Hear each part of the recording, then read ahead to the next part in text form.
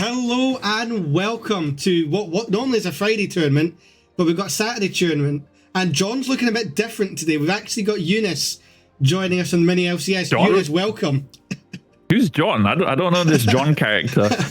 Well, of course, Tuba, thank you for having me and inviting me here. I mean, it's always a pleasure to cast any form of game, and first time at the League of Friends, it feels good to be here. Definitely. And obviously we've got the mix. Well, we've got the 2 brackets today. Thank you for the sub there. We've got the 2 brackets today, Younes. So there's 4 teams in each. We've got 3 matches we're going to witness in the group stage, and then we're going to witness a final. And yeah, standard League of Legends, no gimmicks, as it should be, right? No frills. We're just gonna keep it clean. It's standard. It's like you're playing ranked. Everybody's queuing up for flex. Brilliant. I believe teams are just waiting for the bot, but I know Boom in the background will be working on that. So before we get into all that, obviously, Younes, you'll have heard all these rumours about our Fearless tournament. Yes, I've had a few. And obviously we've got the first week coming up, starting on Monday. And these are some of the fixtures right here, right on the screen. So on Monday, we are starting. Let's go put this full screen. Yeah, that's nice. On Monday, we have Sluggish Disciples versus Bagpush Lovers. Now, these are going to be hosted by Shay and Gallant. They're going to open up our coverage. And then someone Younes, we've got Day Zero and myself casting Rar versus the Sigma Boys. Come up on Tuesday at 7 o'clock. We're still finalising some casters. Tune into that. Oh, honestly, it's going to be so many fun casters. And yeah, obviously some of the Thursday games, I still need to work out who's going to be production for those days because I'm away. But everything else, we've got a fair wee schedule, including a double header on Sunday, which is going to be good. The Kittens versus Uguay's Furious 5 and Crows of Conquerors versus one of the super servers, namely the Albanians. It's a great name, honestly. Yeah, no, honestly, some of the names. So we've got this year, Younes, we've got 3 super servers. We've got the Shetland super server, the Albanian super server, and the Jamaican super duper server. Super duper. I mean, they're in a caliber of their own. Nobody can match their talent. Definitely. Let's go back to here. So yeah, so we are just getting into the draft for game 1. I'm just waiting for the links to come open. Is any champs you're wanting to see today? Obviously, you're completely new to the server. You don't know. Don't know anything. I mean, look, I'll tell you this: as a former support main, I'm a sucker for some Braum. Okay, I love seeing Braum. Any kind of action to highlight my guy is always nice. Yeah, I mean, I think the support role in itself is one of the most interesting for me personally, because not only is it about the vision control, but also how you enable your teammates and allow them to do exactly what they want to do, be it helping out jungle roles, jungle of course being a support role as well in itself, helping out other lanes by roaming, but also your lane partner. So yeah, some Braum would be nice, some Thresh. Yeah, I'm a sucker for playmakers, honestly. No enchanters. Oh, see, I'm the complete opposite. Obviously, as it's well known at this point, obviously the Seraphim main. Oh, of course. So I love my enchanters. But no, honestly, can't wait. I mean, look, to see, and you can't see it at the moment, Younes. I don't think. Have you got your LOL open? So I need to add you on this account. Actually, if you add, I'll ping it to you in a message. My streaming one. Give me 2 seconds. I have become the Discord server. Yep, 2 seconds. 2 seconds. I am omnidimensional. Give me 30 seconds. 30 seconds. That's okay. You can just screen share me the whole thing. Yeah, that's fair. We'll make it easy.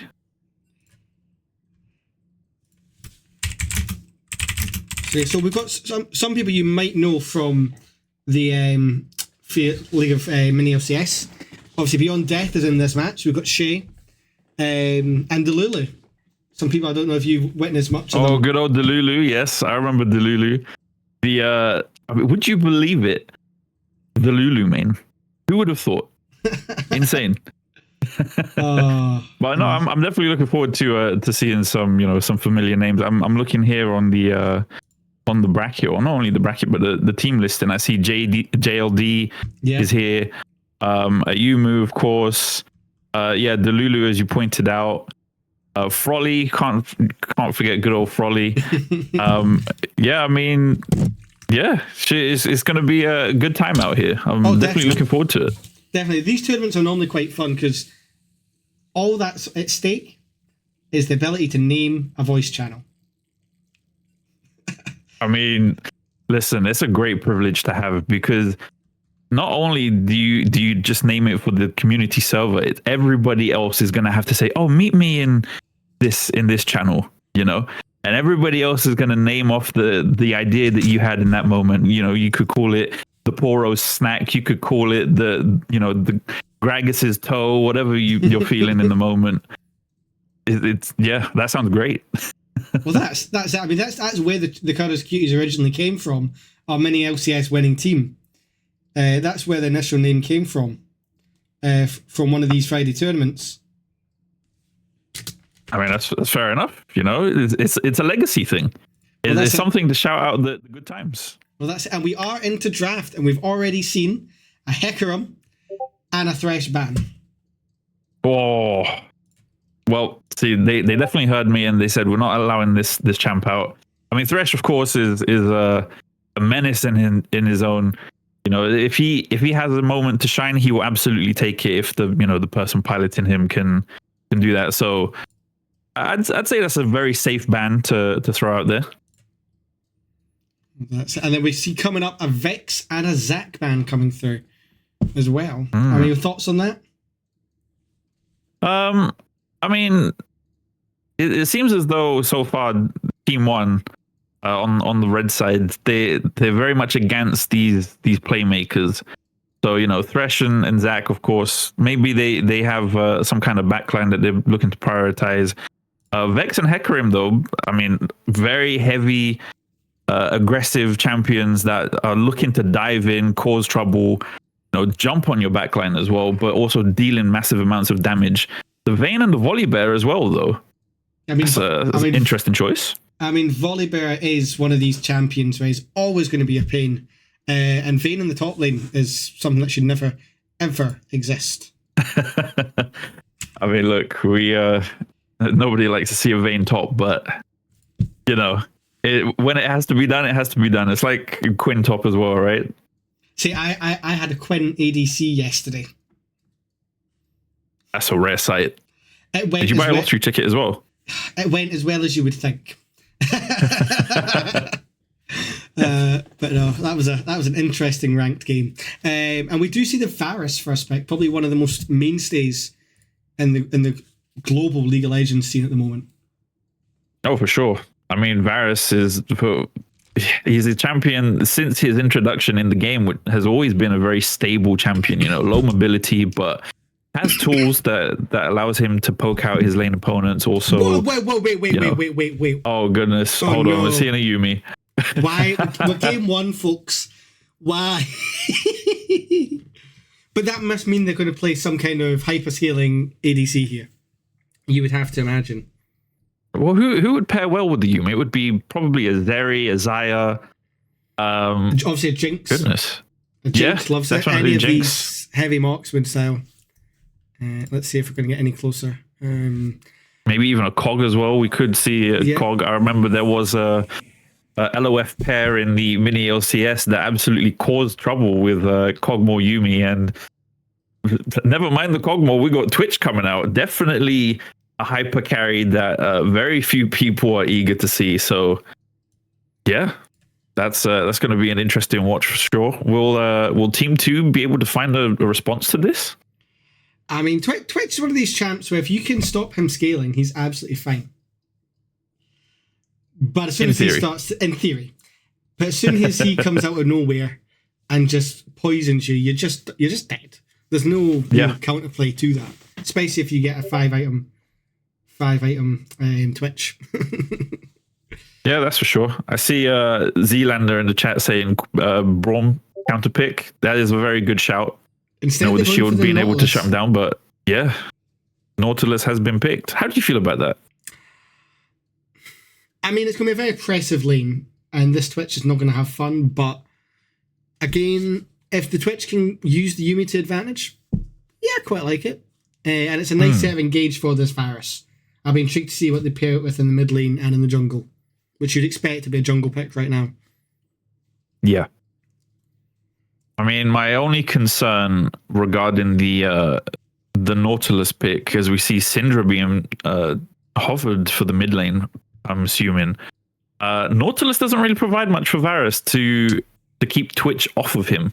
You know, Nautilus is very much, I'm going in this direction. This is who I want to fight. But Twitch, of course, has tools to navigate that with the invisibility and the stealth. Quick question. Does Yuumi go invisible with Twitch? If she's on him? That's an interesting... I would imagine so, because she's untargetable. That's crazy. Let me just do a bit of research. Does Yuumi go invisible? Glad Time says I think so. Oh my god, she does? That's crazy, dude. I mean, I understand it's a bit unreasonable or unrealistic to expect to see like a floating Yuumi. So I'm Might looking be a bit here. crazy, At least it was 4 years ago that an invisible Twitch and Yuumi can walk up, stun you, and delete you because you didn't know they were there. That's crazy, man. So that could be an interesting experience someone's going to have to face today. Well, let's see if Team 2 managed to find a way to deal with that. But moving our sights to the mid lane, we see Syndra selected for Team 2 with Hui in response. So that is... I mean, fairly standard. Yeah, I mean, Dopey, one of the strongest mid lanes from the last couple of seasons, Fearless. And I'm pretty sure he made an appearance in the mini house. I could be wrong. But he's playing the Hui, whereas we've got Spidato on the Syndra, one of the newer names in the Fearless server. We always like to see new faces about. Keeps things interesting. But Team 1 banning away the Malphite, so the focus on this top lane, very much anti-tank, anti-engage. It continues. Yeah. I mean, that's exactly what Team 2 want to do. They want to engage on you. I mean, this Syndra wants to land the stun, but she needs somebody to be that front line. Right now, she's just got a submarine. It is going to be a decent front line for her and Varus, but she could do with a bit more backup there. Yeah, for sure. Whereas Team 1 have none. I mean, it seems as though it's going to continue with the Aatrox being banned away. I mean, Aatrox, of course, being more of a bruiser than a tank, but hey, that's a pretty big deal as well. Thank you, Lemmy Napancake, for the follow. Thank you very much. I thought you said Limmy there for a second. I was like, what?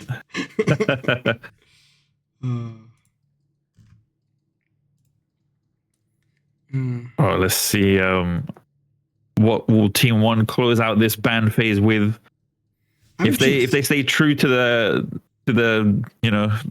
the trend at the moment, it's going to be one last tank. Goodness, who knows? Surprise us. Well, that's it. I actually don't know. There we go. The Pantheon, yeah. I mean, at least they're on point. At least they're on point. They don't want to give any bruisery tops. Problem is, Cassandra's if anything, they are consistent. Definitely. I mean, Cassandra. Well, Team 2.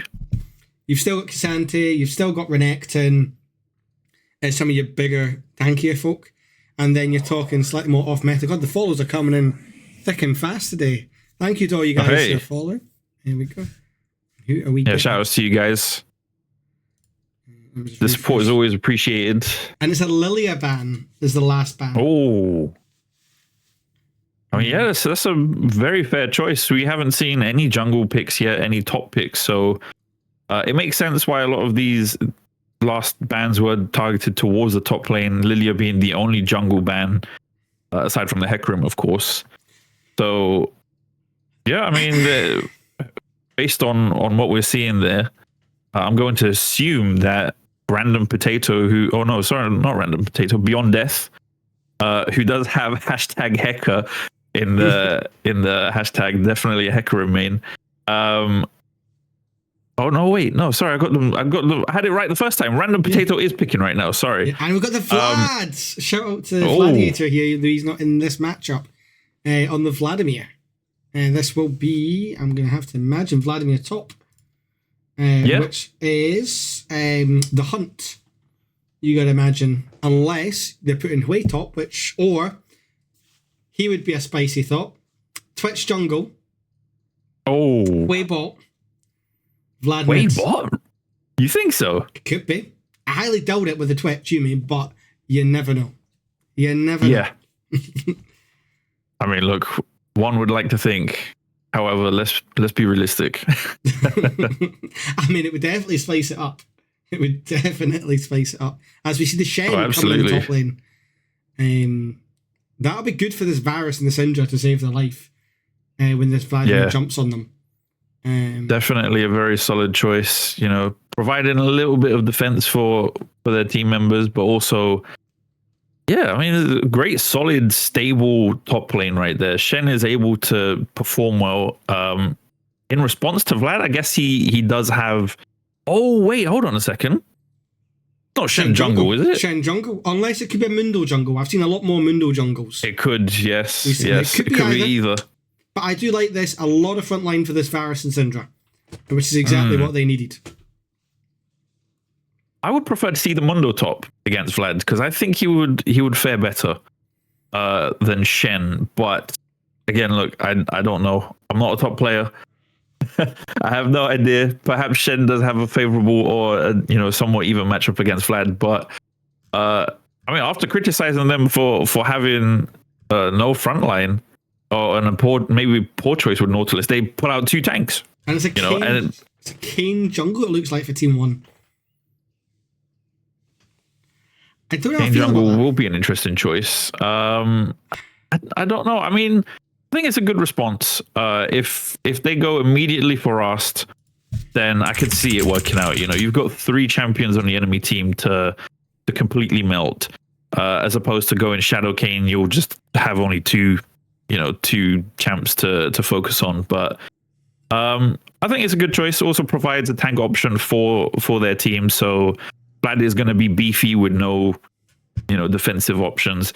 And Kane, he'll have the health and maybe some defensive items with the lifesteal, just like Vlad in a way.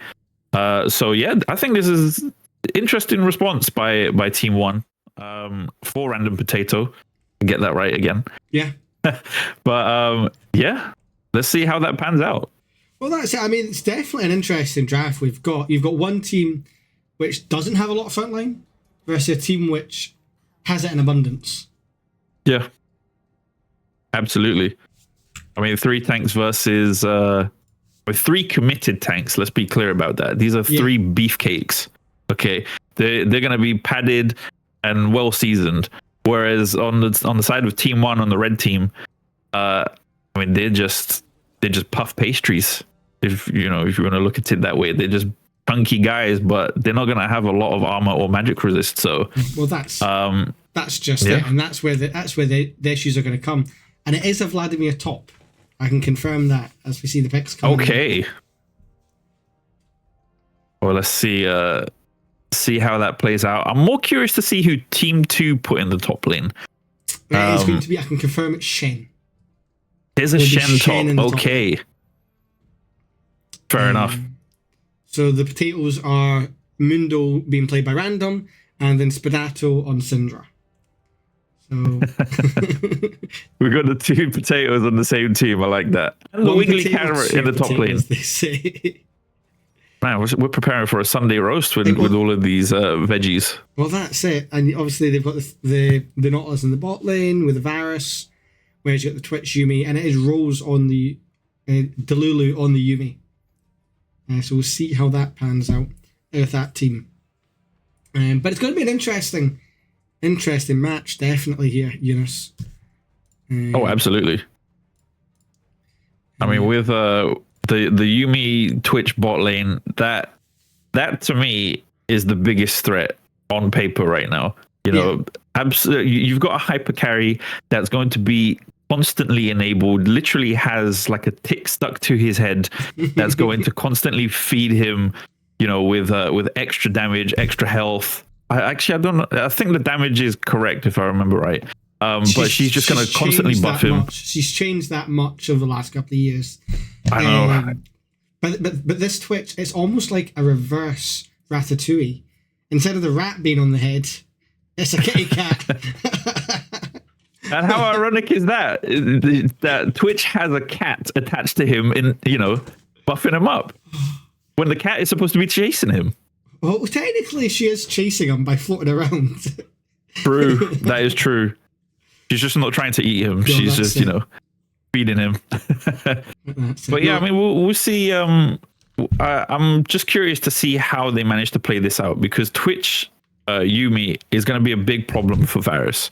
Yes. Varus won't have many options to move. He will only have his flash unless he prioritizes movement speed, which is extremely unrealistic.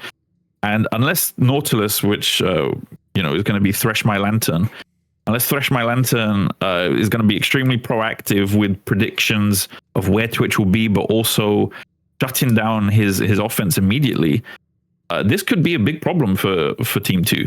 Definitely. And I mean, as the game goes on later, Syndra's going to be a problem. Yes. The longer this game goes on, Syndra is our biggest scaler in this game.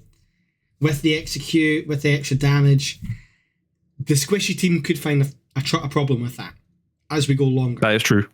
Early game, yep. I definitely think right-hand side, they have more potential. But by the time this Mundo has all these Heartsteel stacks, he'll be stonks on stonks. Syndra with execute. Varus will be doing stupid amounts of damage. I think we're in for an interesting game. Yeah, definitely. I mean, yeah, you make a great point there in terms of the scaling, because if Team 2 are able to get into the late game, their biggest problem will be Twitch, realistically, right? Mm-hmm. They have 3 tanks. They're going to be, massive. They're going to have a massive wall in front of them. With the Syndra, as you point out, Varus as well is, once he reaches the late game, he has potential to dish out massive damage. Team 1, they're just mostly really going to rely on Twitch, with everybody else just doing their role. And it seems as though they're mostly there to, provide some form of counter to Team 2. So, yeah, it's definitely a race to who can get to 3 items first, and then from there, things will get interesting. Well, that's it. We are just slowly loading into game, so we shouldn't be too much longer now. Let's hope League behaves itself and loads us in first time. I can tell you, skin game. The software is just loading up. We are testing something new in advance of Fearless. So bear with us.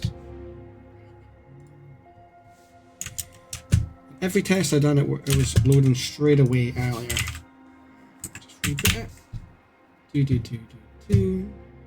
think the expectation to think that the League client is going to cooperate in any shape or form in itself is probably the most unrealistic thing for today. Oh yes, no. So there's obviously all the fun and games with where a series in Fearless last season where the whole replay system went down just as we went live. Oh goodness. And you can imagine how well that went. That just sounds nightmarish, honestly.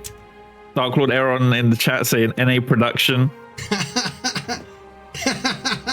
There's that face cam that we all love. There we go. Right. Get this guy out of here. Who do you think you are, huh? Some kind of production guy? Honestly. These Twitch chatters. Honestly, you'd think they knew what they were doing. Yeah, right. Dark Lord Aaron, one of the goats of the mini LCS, just like yourself, Younes. Yeah, but one of many. One of many. No, of course. Shout out to Dark Lord Aaron. And here we Good go. to see you here. Hey, look at this. Panning in, flying in. We come to you live from Summoner's Rift, ladies and gentlemen. We get into this game. It is a game 1, or a first of 1. So there will be no game 2. So, yeah, let's see how this plays out. Of course, on the blue side, we have Team 2. And on the red side, we have Team 1. How confusing is that? let me flick that over. Well, this is embarrassing.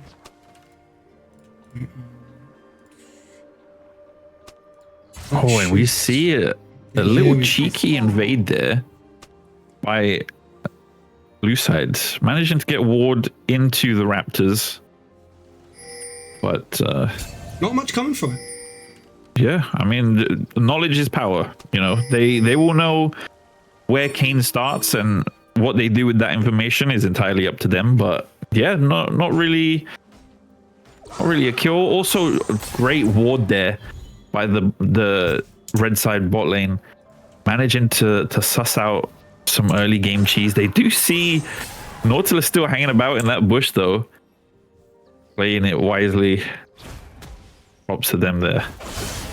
But who would you say, of all the players that we have in this game right now, who are you gonna watch closely, or the closest? I think it has to be bot lane. So again, I think a lot around this Damon 12 and Delulu versus Shay. Obviously, Shay is a jungler by trade, so it's quite interesting to see them on ADC.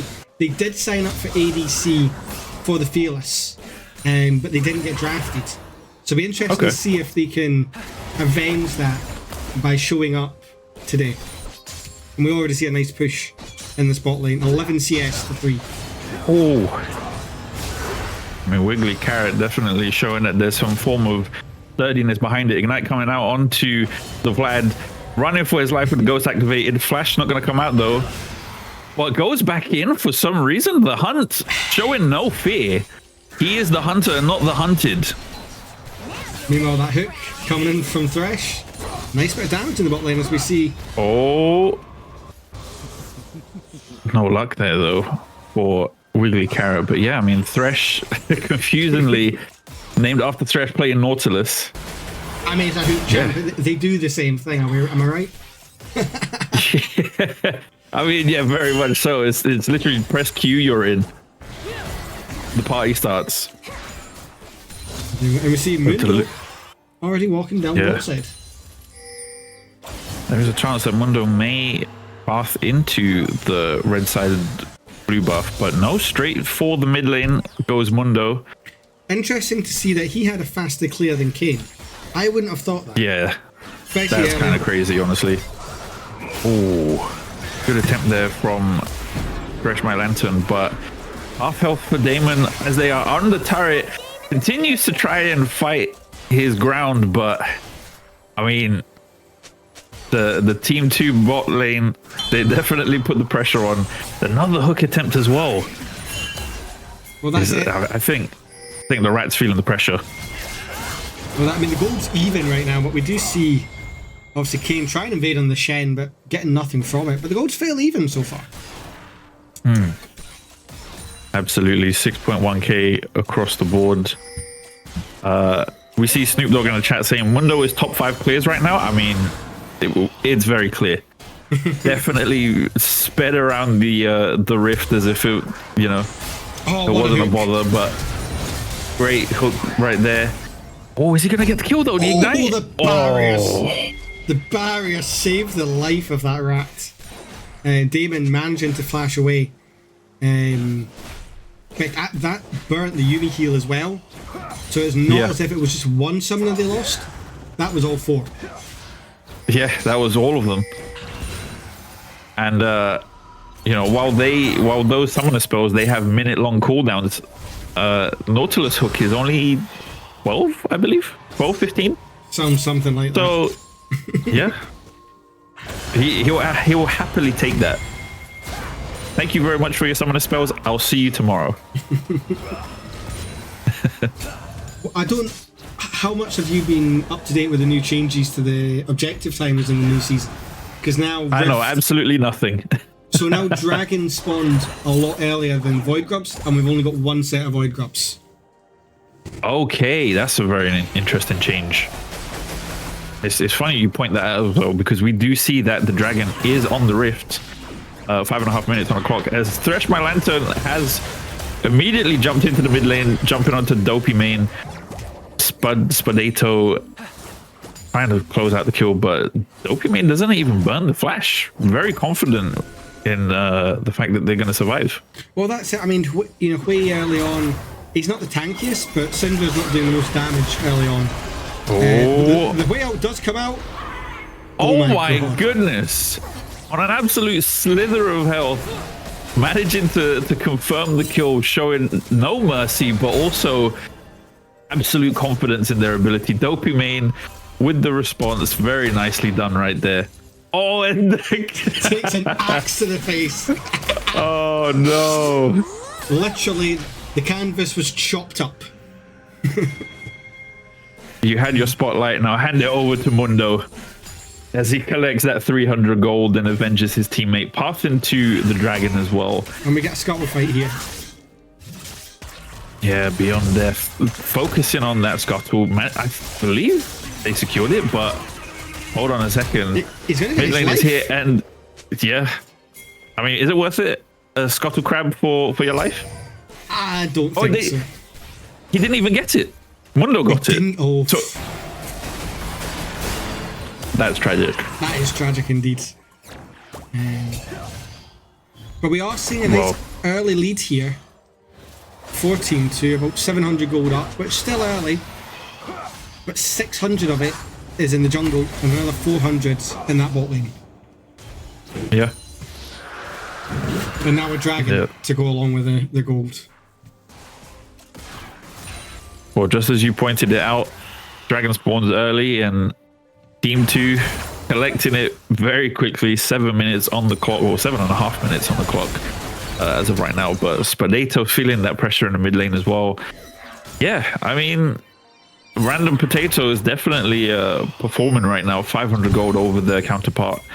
And at the moment, the only two members on Team 1 on the red side that have a gold lead is top and mid. But hold on a second, team fight breaking out right here at the Void Grubs hit. Beyond Death will suffer his second death. Yeah, I mean, Team 2 are definitely, they seem to be running away with this. Well, that's it. I mean, this Kane, he's got no backup at the moment on these objectives. You know, we see the Shen there, we see the Mundo. I'm sure Syndra was in and about.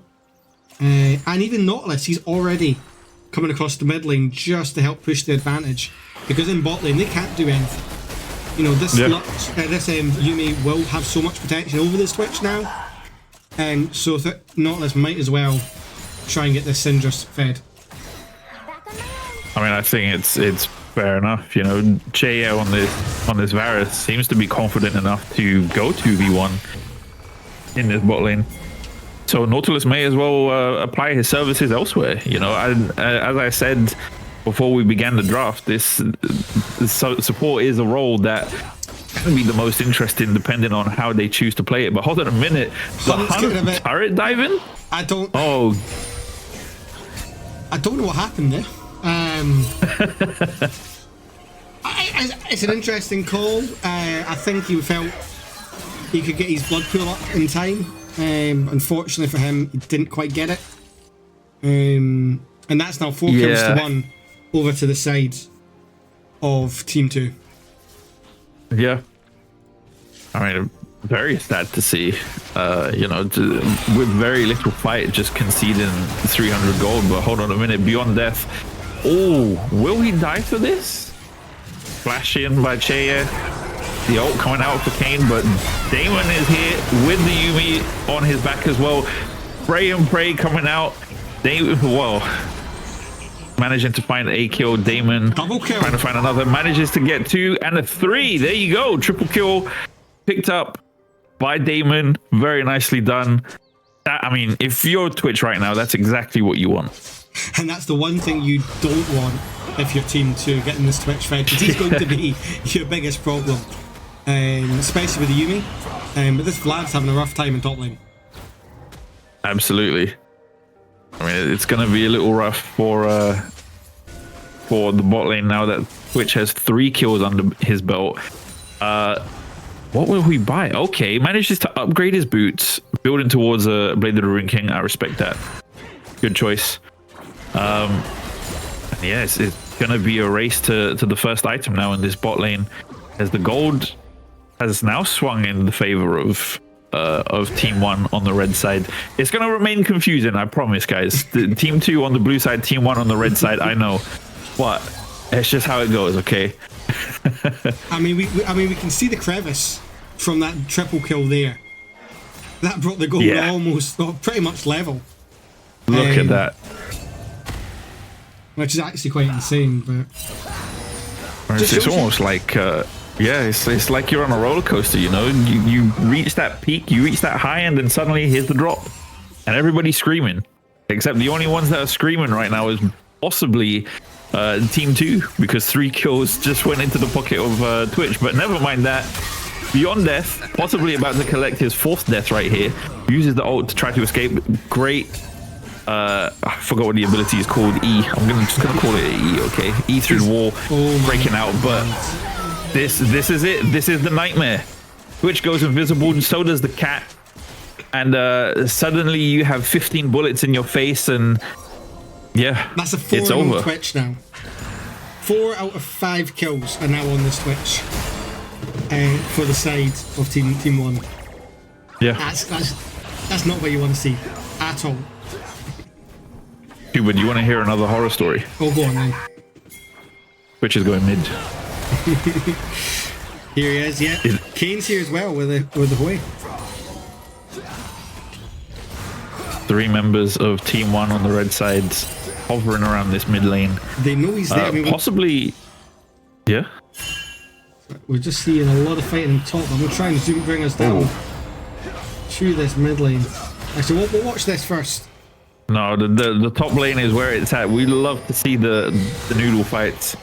The Hunt constantly being pressured by this Shen. I mean, definitely not how I thought it would go, but it's looking a bit rough. Meanwhile, the dragon has been picked up by blue team, as Beyond Death is in the thick of it.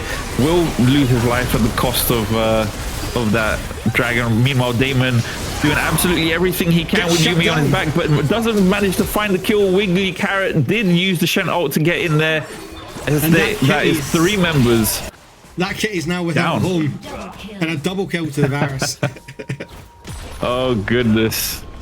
Yeah, I mean, look, the Team 2, while they're, I'm sure they're not worried about the Twitch right now, because they just collected 4 kills in response with the dragon, and all they had to lose for it was what, a Shen. That was it. So yeah, I'd say that's a win, honestly, for Team 2.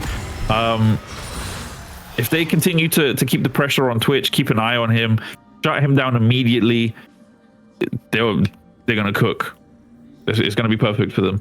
Well, not only that, we had seen the Dark Seal get bought, by the way. He did lose his stacks, but he's back up to 1. He's back on the chain. But this Mundo's well ahead in terms of his jungle. Yeah. Oh my goodness, 1,000 gold. I mean, it's like you're sitting on a poker table and the guy opposite you has a massive stack of chips, and you just have like 1 or 2. You know, Beyond Death is definitely not having a good time on this Kane. 0-4, doesn't even have a completed item. Hasn't even finished their jungle item yet. It's not looking good. Well, that's it. I mean, the Mundo has his upgraded smite, so when they come up to this next objective, only about 3 minutes away, they've got plenty of time. With the grubs going across team 2, 1 away from that feat of strength. But Twitch is opening fire. Twitch may be opening fire. Manages to find the kill.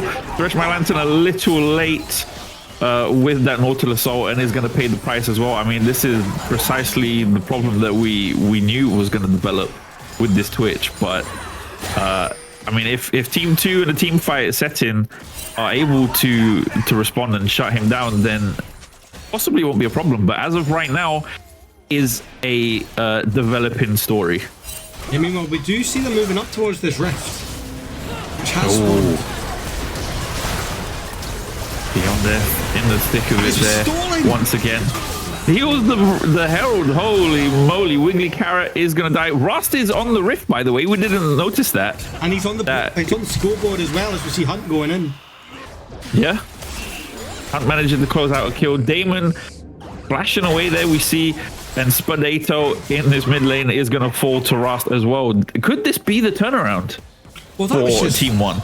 Well, that was just it. I mean, we can see that goal graph is Oh my biggest goodness. lead we've seen all day. For over 2,000 That is now. huge. And another tower. That's 2 towers they've now got. One on top, one on bottom, extending it even more. I mean, if anybody ever needs to have a visual reference as to how important objectives are, this is it right here, guys. Look, you see that graph, you see the goal difference for Vlad as right now 1.3k, despite constantly getting bullied by Shen. Now is ahead because of his team picking up 2 turrets, multiple objectives. Great, they're doing well. Well, I say multiple objectives, they picked up 1 Herald, but Fresh My Lantern has died again, by the way. Yeah, they're getting caught out by the 7-1 now Twitch. 9 assists on the Shimi.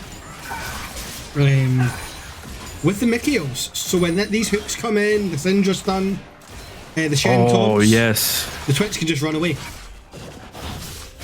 Disgusting. Imagine having a teammate stuck to you at all times and they can press cleanse for you at any given time. That is the ADC's dream. That is an ADC's dream. That is insane ADC privilege. Crazy. But this is going to be interesting because this next dragon in 30 seconds, so as we see them fighting in the middle, the river for it, if blue side get it, they get the feats of war, the feats of strength. However, we need another, all 3 of them, so dragon, Atakan, and possibly another dragon for team 1 to get them, even though they got to the towers. Yeah. I mean, the objective game. Actually, I'm talking rubbish. It's not counting the grubs. So yeah, obviously, feats of strength had gone to blue team 1, team 2 here. I'm missing you getting them mixed up. Hey, that's okay. I trust what you're saying anyway because I'm so out of touch with it. So you're my point of reference, Tuba. Get it right. I know, right? But we see the Dragon Dance has begun to the tune of, well, I would say 10 pairs of feet along. Random Potato jumping in, trying to engage onto the team. Meanwhile, Damon in the back doing what Twitch does, opening fire, manages to find the kill. Dragon is still alive as 3 members go down. Hold on a second, 4 members of blue team have gone down, and the Dragon goes over to team 1 on the red side, with the only member alive is Spudato. I mean, it was so sporadic, I couldn't even see how many members died. Crazy. Well, that's just But this is that escalated. It's going well. That escalated quite quickly there. Yeah. And yeah, it's not what you want. I mean, let's just try and see these Syndra stacks. Give us 2 seconds. See how she's getting on. Currently, it's 78 stacks on her splinters around. What does that mean, Tuba? Translate that for us in damage. So 120, she gets 15%, but that's when she's getting up there. So it's a lot of damage she now has over everyone else. She's almost there. She's powering up. That's another moment in time that Team 1 may have to worry about. But as of right now, Rust is active, which has almost 2 items. Yeah, and he has a Yuumi on his back as he collects his 9th kill for free in the mid lane. Yeah, it's starting to look even better as the game goes on for Team 1 on the red side. I have to reiterate this because, you know, Team 1 is on the red side, Team 2 is on the blue side. For you guys out there that are like me, I have to emphasize that. You know, Juicy Mundo coming in on this Vlad. Oh. Will he manage to get anything? Oh, hold on a second. Spud is here though. A great pull coming out by the Hunt. And now they just turn on Atakan. to Atakan. Now, a change that we've had on Atakan from when you've last cast. There's no two forms now. It is just one. Okay. One Atakan, I like that. Good change. That was to Riot Games for constantly making good balanced decisions as the hunt is being chased down here by a champion that constantly heals and cannot be CC'd. Meanwhile, Damon has pulled up with a gun and a cat on his back, collecting 2 kills as this mid turret is going to fall for the red team. As Team 2, yeah, they managed to get some response gold, but at what cost? Well, that's just it. I mean, then another big change they get. They now get a buff whenever they kill someone, it explodes and slows any enemies. Oh, really? Any kill they get an extra flower. And they have collected all the unclaimed flowers on the map. Isn't that beautiful? So that's a massive... Somebody's ready for Valentine's. Well, that is just it. And we can see the gold graph right here. It's only going one way right now. That's crazy. Hold on, it's about to. Okay, it's going up a little bit now. With Shea managing to get that kill, but in the meantime, the Lulu has been caught. Yumi is completely stranded right now. Stray cat spotted as Beyond Death dives in. Damon is solo dolo as he falls down as well. Kill comes out though in response onto the hunt. Thresh My Lantern is gonna die. Potato fighting for his life. Beyond Death also in the thick of it, and Dopey Main and Beyond Death trying to close it out onto Shea. Oh, very nicely done. Ace for the red team right there. Did you see this coming? Honestly, as soon as I saw the Yumi fall, as soon as I saw the Twitch fall, I thought it was curtains for Team 1 there. I thought they were going to lose all the lead they had, and a lot of big shutdowns, especially going over to the Shen. Yep. Problem is, there's an 8 and 3 Hui on the Rift, and a Kane who's scaling who is climbing quite nicely. And they just put more gold in their back pocket. Yeah, absolutely. Nearly 6,000 gold in lead. It is 6,000 gold. Oh my goodness. That just looks terrifying to see. That gold graph is a thing of nightmares. But it shows that they almost pulled it off by catching them. Yumi getting caught out, although I don't think she'll ever be coming off this Twitch for the rest of the match. No, absolutely not. I mean, after that first misstep, I respect the decision. They probably got caught out for vision or something like that. I know that's what Yumi players do in the rare moments where they do actually right click. But you know, it did almost cost them. However, it's a very good thing that Damon seems to have a team that he can rely on. So, you know, well done to Team 1 there, proving that Twitch is not the only threat on the team. TP coming out though for Hui as Team 1 prepare for this dragon right here. And this will be their second dragon of the match to complement the Thornbound Atakan they picked up. And they're just going to get it uncontested as Mundo looks to push the top lane. I mean, it's fair enough. Tried to trade one objective for another. But, I mean, Che, I'd say that was a very unfortunate and maybe slight oversight right there. Knowing that the dragon was just taken. And, yeah. I mean, Baron's up in 40 seconds. I mean, with the way that Team 1 are moving right now, this Baron is going to be completely free, even though Team 2 have all of the vision around the pit. Yeah. This could be a Team 1 Baron if they continue at this rate. And it could be on spawn as well, in homage to their namesake T1, if they wanted it, but I don't think they do. Continue instead to put pressure on this mid lane. No, it's a fair choice. You want to try close out the these objectives, these towers as soon as possible. Anything to apply further pressure on the enemy team. Wave management is the key for this game after all. You know, it isn't just about killing enemy champions. It is also about managing the waves. So if you can further press the turrets and destroy them, that enables your lanes to operate better. So yeah, let's see how T1 are able to control those. But in the meantime, we see the blue buff, the void blue buff, being picked up by Team 2 on the blue sides. And now as the Baron has begun. Yeah, we're going to see Vlad start it up. Obviously got his full team here, but Twitch is a wee bit further out. Let's just see if he can hide out enough as we see Thresh eating a lot of damage there. TP. Oh, Spardato chucking out the stun there, but Team 2 on the run now. Damon has opened fire, but not much else is going to come of it. I mean, the Varus ult was really good in pinning down this Twitch, with the Mikhails being down on Delulu, but they can't punish them. Yeah, I mean, this may be a completely free, uncontested Baron. We see Wiggly Carrot hovering around, placing vision, trying to manages to find a tour onto Doki main, but is possibly going to pay with the life. Yes, down goes Wiggly Carrot. That carrot has now been chopped up as Random Potato now being focused by Beyond Death, who is not beyond it, is still present and alive.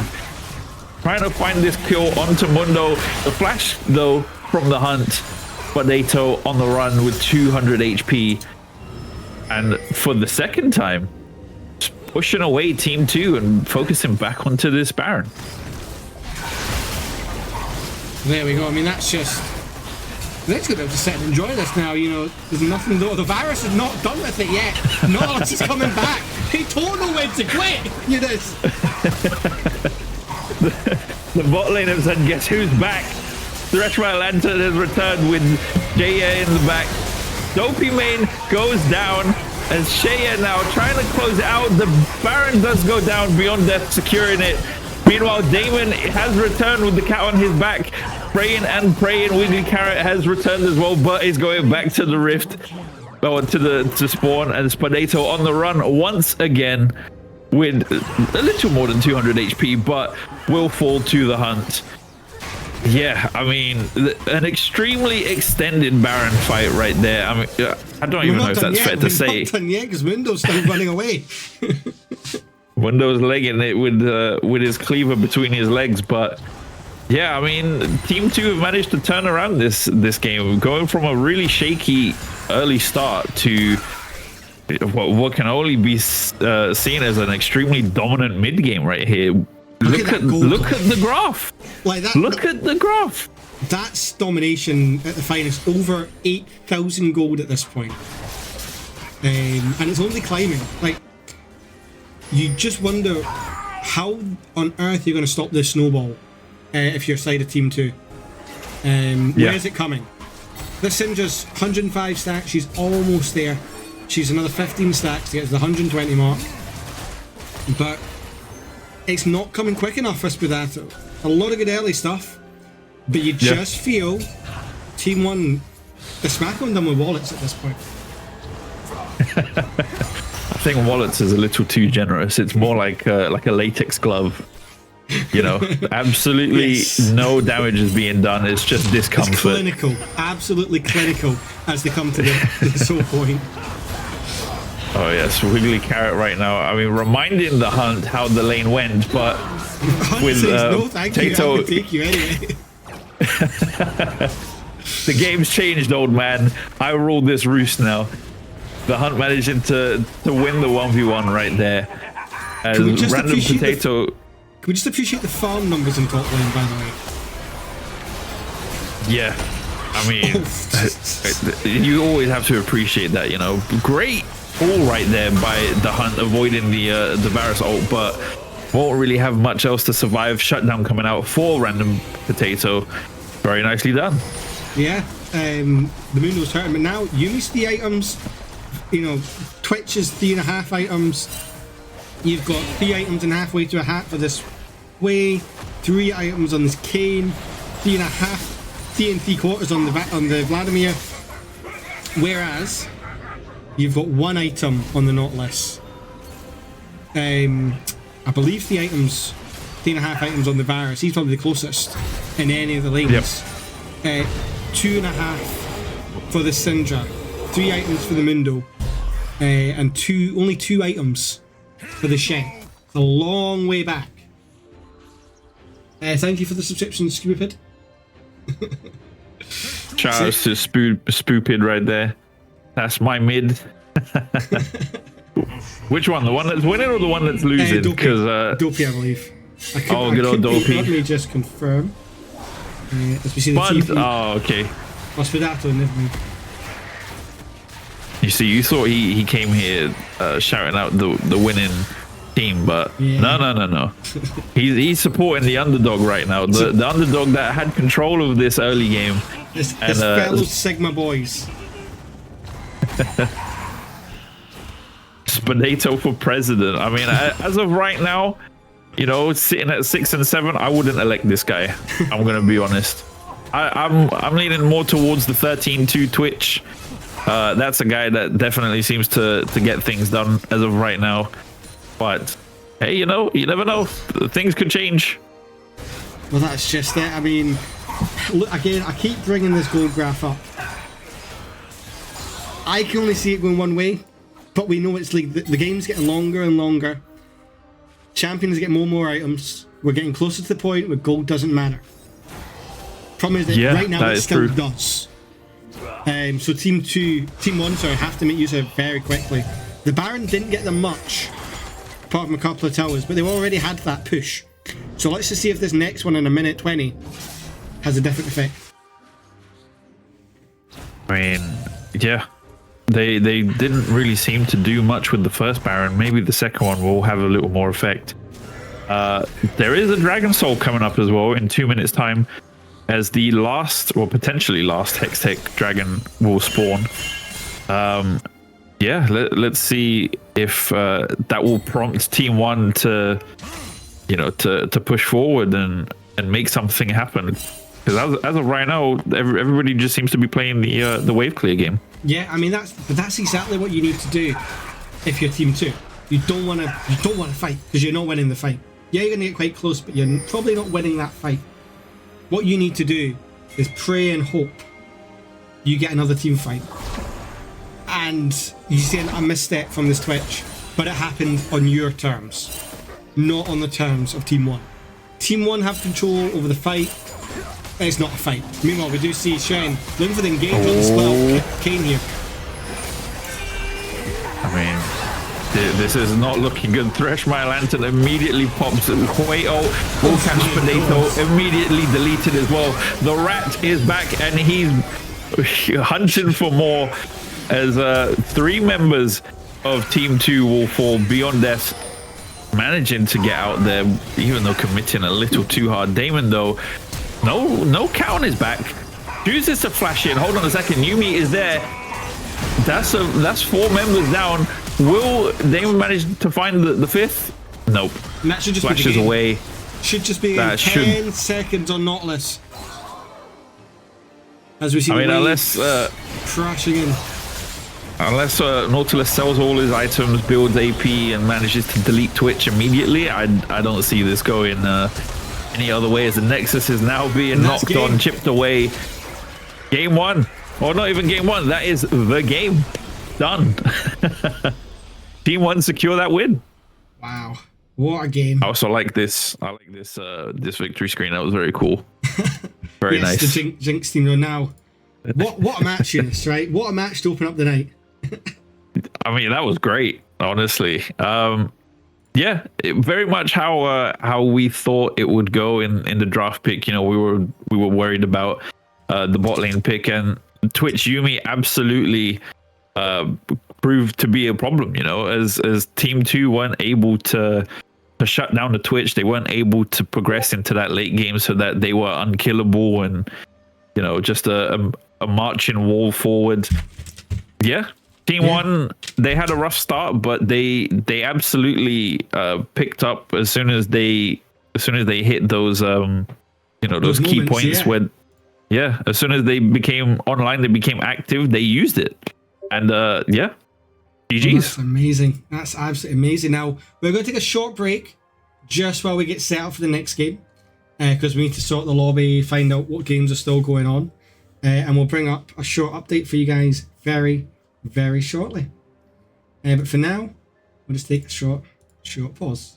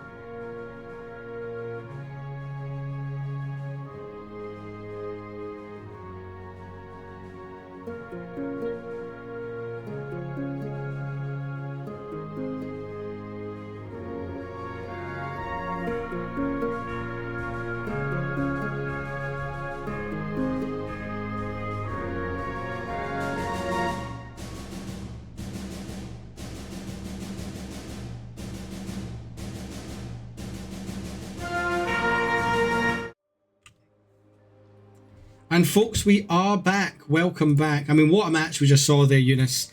The gold lead kind of blossomed from that 14-minute mark, and then before we knew it, it was gone.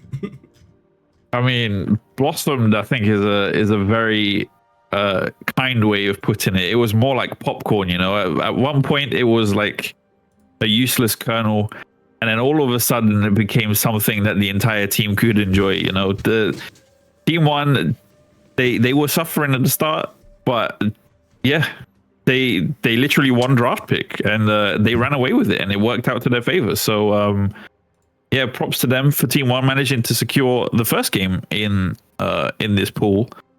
Yeah, they will go up against team 3 next, and we'll see how they fare against them. But up next, we have team 5 versus team 7. Yeah, team 5-7. Obviously, both these teams, well, at least one of these teams won their last one. Team 5. Team 7 won their last game. I don't know if it was convincing. Let me just see if I can find it. It was 35-minute game. Ended up being, I'm just see if I can see the points. If you click on the things, a 12-6 Tristana in that game for Boom, and an 11-4 Cinder for Dio. These are one of the lower bracket teams that I think are going to absolutely shine. Obviously, Boom being the bot master, and Dio probably one of the best pickups in the lower bracket for the Fearless, especially on these mage picks like the Syndra. A nice double kill, but double kills looking across the board for the team, where it was only the Tryndamere jungle that managed to get a double kill for the side of teammate. That's exciting stuff coming up underway. You know, from the sounds of it, we've got some very solid performers. So yeah, definitely stay tuned to watch that play out. Well, that's just it. But we've actually been sent in, Younes. We've been sent in some highlights from one of the matches. Well, not highlights. A highlight from one of the matches. So we're just going to quickly transition. I've not had a chance to really watch it, so I'm going to apologise if there's any language. This is coming straight from one of the players' perspective. And this is from the other higher bracket game that we didn't get to cast, featuring Afrobot and Shiki. So we're just going to go straight to that. Shenbroken. Oh, it's pooping on Shen, boy. Team fights are just 4-send. Can we actually do this? I don't think so. Yeah, we can 4-send. We can 4-send. Fucking team fight buttons right here. 4-send. I'm dead. I somehow tanked. Force. Hit the Nexus! Not the Nexus! I don't think we can, to be honest.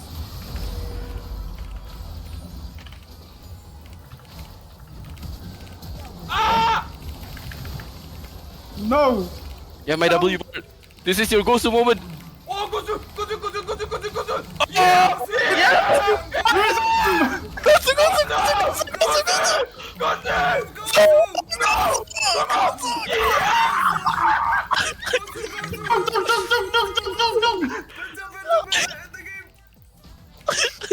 Holy shit! Oh my god. He's so good at the game. I mean, that's a highlight and a half, Younes. Pretty good, honestly. I mean, you can't go wrong with a solid pentakill to round off the game, right? That's that speaks for itself. You know, that is a highlight. Yeah, that is literally vain. You either get the Penta or you die trying, you know. Yeah. Let's hope that they're able to pull off the same thing in the next game, or not. If you're on the enemy team, you definitely don't want that to happen. You know, that's forbidden. We don't want to see a vein pop off. So that vein ended the game 15-3. Wow, crazy. We had obviously Spooped on the Shen, the Xin Zhao, Syndra. Against another Syndra. So Syndra seemed like a very, very prio pick today. Because that's at least a couple of games we've seen it now. Be picked in this first round. We are still waiting on the result of Team 5 and 6. So we'll give it a couple more minutes. Otherwise, we'll just jump straight back on with another upper bracket game and hope to social lower bracket. We'll give it another couple of minutes or so because hopefully it should be done. Yeah, I mean, that first game started off quite close.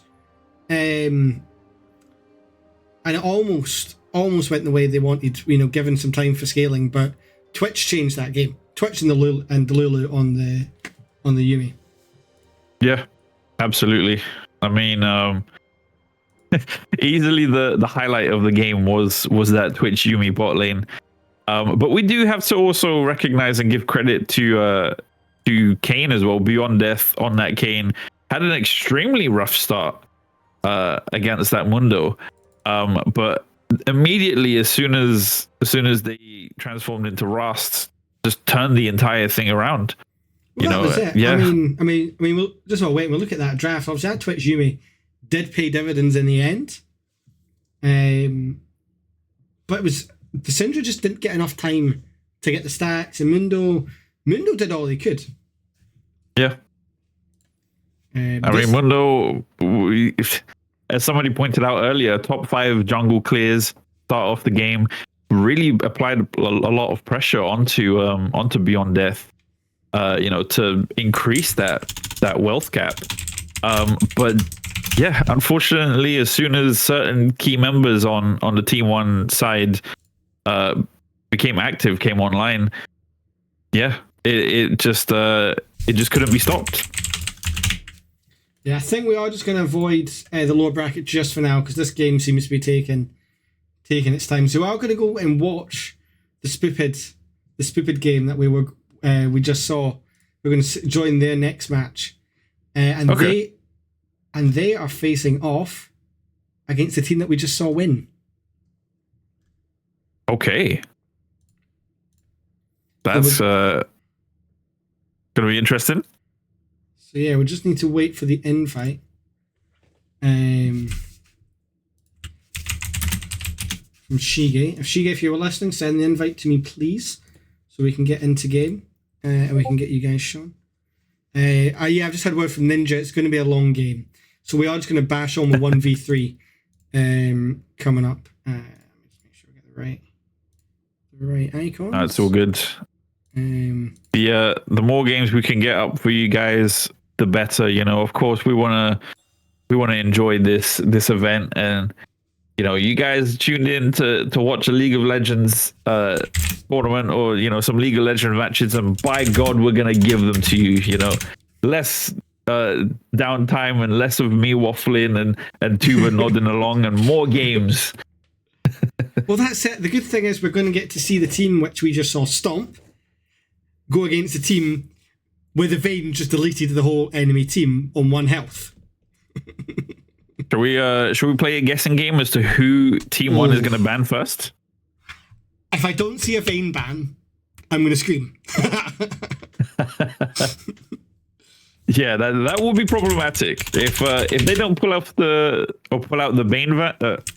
Bane van. I was going to say the Bane van. But Batman is currently losing his mind. Bane has a van. If we don't see the Vayne ban, oh no, it's going to be extremely questionable as to how Team 1 choose to draft, but also how they choose to respond to a Vayne pick. You're not going to like this. You're not going to like this.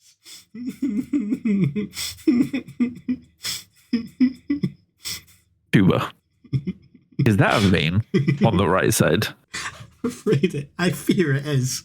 And why is she not black and white? I don't know why she's not done the bottom. Something's not right here. You know what though? At least she doesn't have the Yuumi. And we've got a Yuumi Neela this time, which is almost as disgusting as Yuumi Twitch.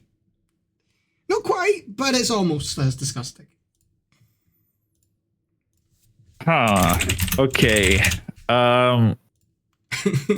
Interesting choice. So, okay, so they chose Yumi first pick, and in response, obviously, Team 3, they chose Vayne first, right, to get it out of the way, because when your AD carries like that, Vayne is a priority choice, so understandable. Volibear most likely going to be in the top lane for Team 3. And then Team 1 responding kind with the Lilia jungle and the Hui mid. Okay, the Twitch ban coming out is a good choice by Team 3 there. Obviously, watching Vlad the as stream well. from the last game. Yeah, definitely. I don't know too much about Neela, I'm going to be honest. I hated playing against her. I do remember that, but I don't remember what she does. So basically, her big gimmick in lane is that any XP she gains, she'll pass directly over to her support. Oh, yes, of course. As well, so they don't lose any XP, which is great when you got Yumi. Plus, any shields applied to her get shared about as well. So yeah, That's a bit crazy. Okay. So this Yumi pick with her could be exciting. Problem is she's quite a close range ADC as compared to the Twitch we've seen, the Vayne we're going to see. And we know, Afrobard there on the Vayne, it's just a tad bit cracked. Yeah. I mean, I know, if I remember right, Neela has, I think it's 300 range, or like 250, 300 range, whereas Vayne, not in the, I mean, she's not that far off, considering she's an AD carry. She is fairly close range as well to be an AD carry, only having, I think it's 400 or 425 range. Yeah. So Neela will just have to, very slowly approach her. Of course, she's able to roll away, but I think we're looking at two sides of the same coin with Neela and Vayne. If either one of them is able to get any form of lead, they're going to run away with it. Yeah, absolutely. Nautilus, of course, making another appearance as well on stream, could be a good choice in trying to shut down certain targets for Vayne, but I mean, yeah, that's entirely dependent on if Nautilus is able to keep Vayne alive in the first place, considering Vayne is such a priority target as to what she's able to do. But let's move away from the bot lane. In the jungle, we've got Lilia versus Jarvan. I think if Lilia can keep her distance, it'll be absolutely fine. But if this Jarvan can jump on Lilia, he'll be going deer hunting. Let's just say. And oh yes, I do like the Lilia because you need that bit of range, because yes, you got the Way, but when you've got a Neela, you've got an Mbessa, there's not much range, and Yumi's not going to do that much damage. So you need for that, sure, especially with the Hecarim ban. But I definitely think the Lilia might be a better shout than the Kayn into this matchup, especially as it's going to allow Way to not have to be one of the only solid AP sources like we saw in the last game. And it kind of What do you mean? spreads- Yumi is an AP source, right? I mean, I love AP Yumi. It's one of the most fun things to play. I think the only thing more obnoxious than an AP Yumi is an AP Rel. Especially I in agree with ARAM or Earth, it's such a fun build. You go Dark Harvest, and you just chuck the AP items on her. It's like she's back in her jungling days. Yeah. Tom Dan, we're hoping to schedule to stream the lower bracket game. You can blame the other game for taking just slightly too long. We do hope to cast them in the next couple of games, though. And it was in the end a win for Team 6. So that was that was JLD's Ninja's team, who won that team against Tom, Chapati, and Ayumu.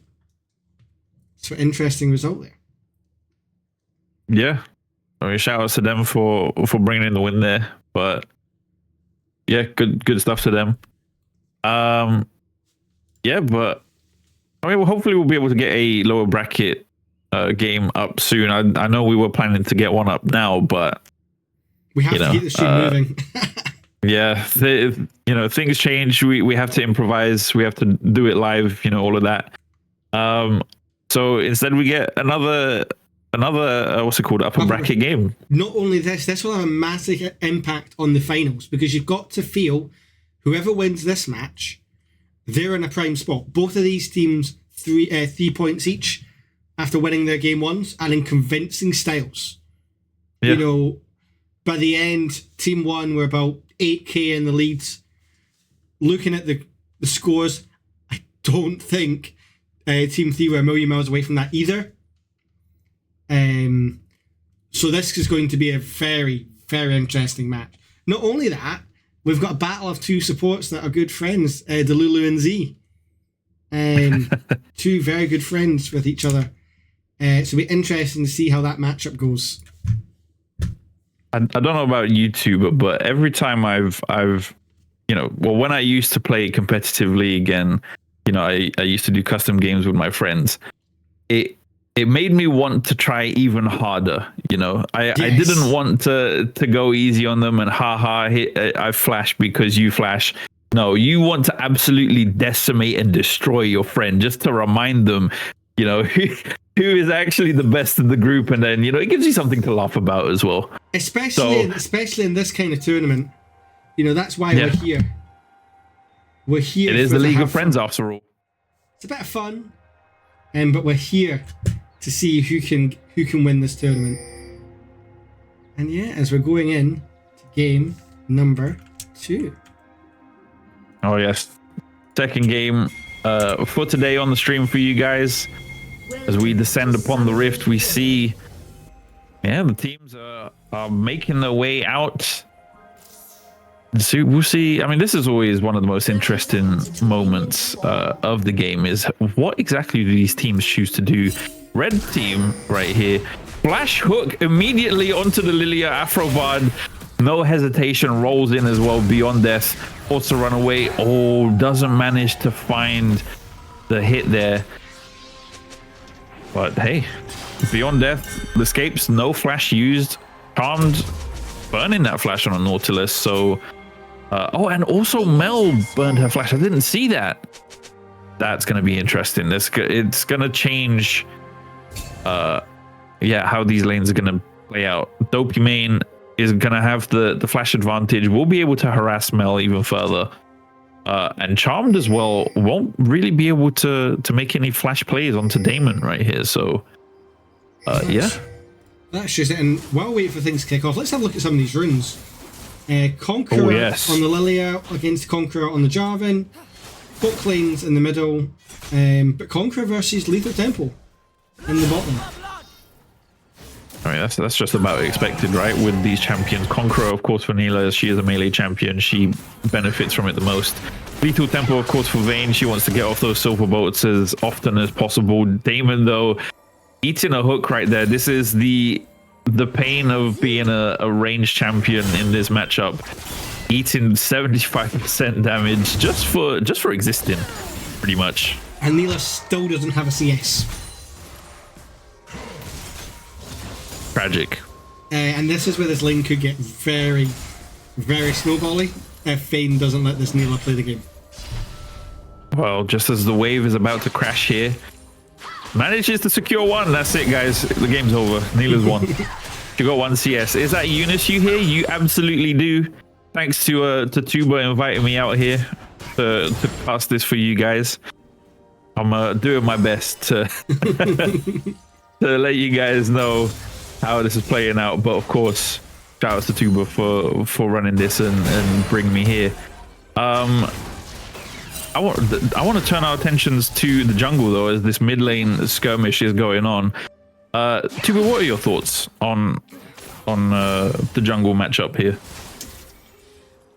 I think with the fact Lilia's had such... I think Lilia went actually invaded, which I think is quite nice, but Spoopin's looking to close in on it. The Lilia's got a nice clear. But they've got to be careful of Spoopits invading and helping these junglers. But if she did invade, she didn't get much from it. because J4's completed his clear. And all you're looking onto this white mid lane, meanwhile Spoopin and the Hunt are fighting. There's action everywhere. Everybody's fighting. Everybody is hungry for blood. Damon against the turret, the Hunt fighting this bear, trying to wrestle him and put him down. And the mid lane, of course, having their own skirmishes. Dopey main on that Hui once again, trying to put down Banana Kage on that Mel. But yeah, I mean, so far it's looking like a red side favored game in this early phase. Not only that, look at the CS gap in this bot lane. 27-9 in favour of Afro. Yeah. I mean, this is very much expected for a melee versus range matchup. Honestly, Hook coming out though J4 on Damon. thought about it. The Shige's just going to back instead. I mean, I'd say it's too ambitious, maybe. Thing is though, with the damage they've got, damage isn't a problem. They would just have to make sure they're juggling that tower aggro the right way. And with it all, at least you got plenty of that. But Lilia's going to try and help in the bot lane here in just a minute. Lilia has pulled up, chucks out the sleepy ball, but unfortunately it's a gutter ball. Straight in the gutter. You've got the bowling video playing right now of all the pins jumping and everything. Yeah, I mean, this is a red side favored early game right now. As you look at that graph right there, and look, as soon as you see that line under the gold difference, things are serious. 400 gold in the favor of Afro Bard's Vayne right now. I mean, the thing is, the most important thing when you're in this uneven matchup in terms of range, as long as you are present to collect the XP, yes, you generally be okay, right? The gold difference, you can always match that as the game goes on, but the XP will make the difference. As we see, Beyond Death this time winning the scuttle fight, but Shige and Spoopin are just going to force him out, and Banana Kage is coming to help him. Banana Kage on the way. J4 flag and drag. Yeah, I mean, it's tried and true. It always works. As Spoopin manages to collect the first kill right there. Very nicely done by Team 3. Yeah. Now, I know one thing for certain. You do not give Spoopin volley there. That is his main. Oh, yeah? And it is absolutely disgusting. I saw it firsthand in Fearless Season 1. He was on the Tuba's Cowboys. And as soon as we gave him volley bait, it was an instant win. So let's just see how it plays out today. Well, I mean, that's high praise right there for Spoopid. First kill on the board, has his signature volley bear from the sounds of it. So this could be a big deal for Team 3 on the red side. I mean, I think there's only one more signature pick as Afro misses that minion, and that is his Kled. Okay. And obviously he channels his inner Kled and just charges her on the map. It's great to see.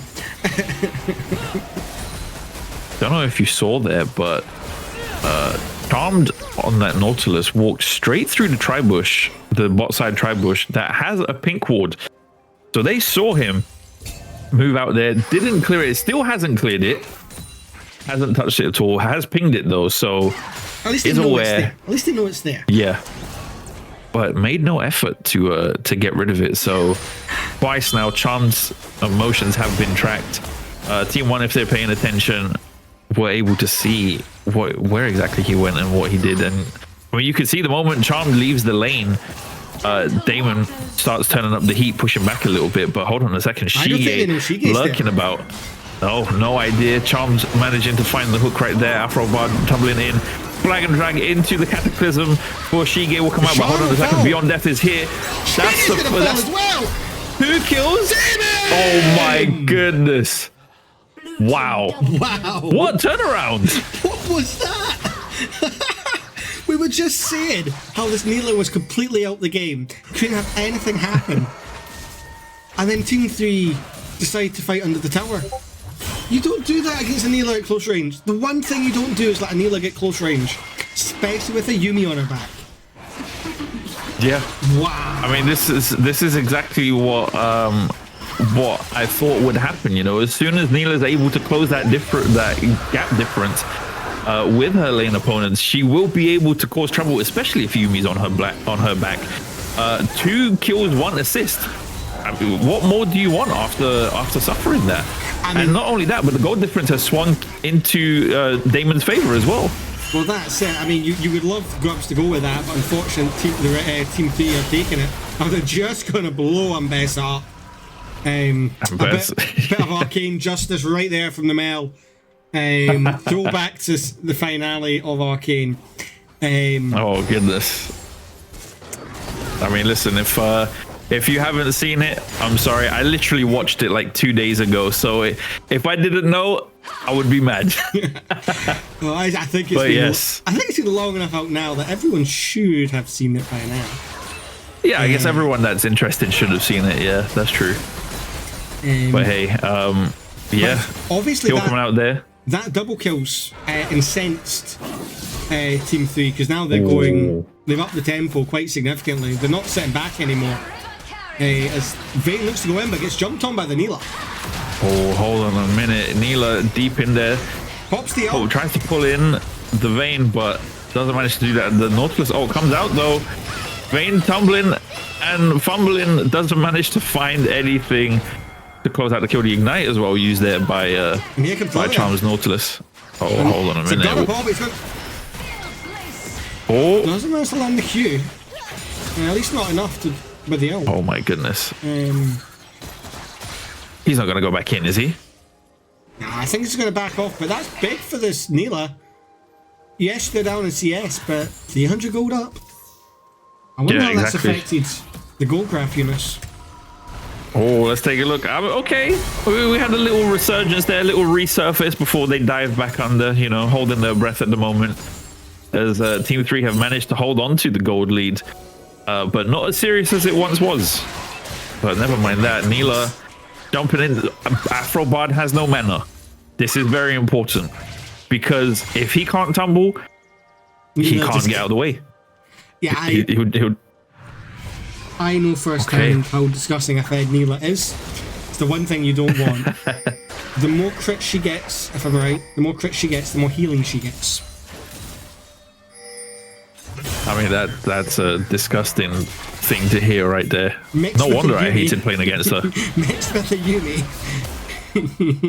That thing's not going to die.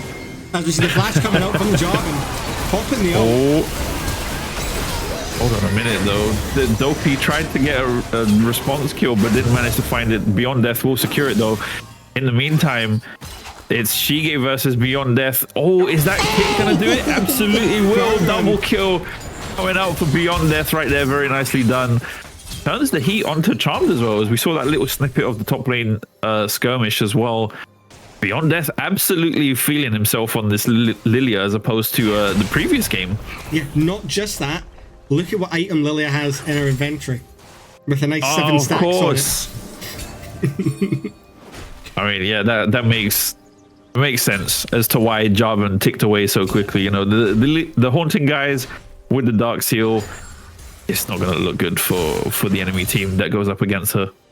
So that is definitely one thing you're not so happy about your Team 3, especially with how well it started early. You gotta think, if you're Damon 12, if you're Delulu, Dopey, Beyond Death and Hunt, this is what you want. Yeah. You know. Definitely. Yeah, you definitely... in their favor. Only just. Oh, look at that. They're breathing, Tuba. They're breathing. We're back on the roller coaster, Younes.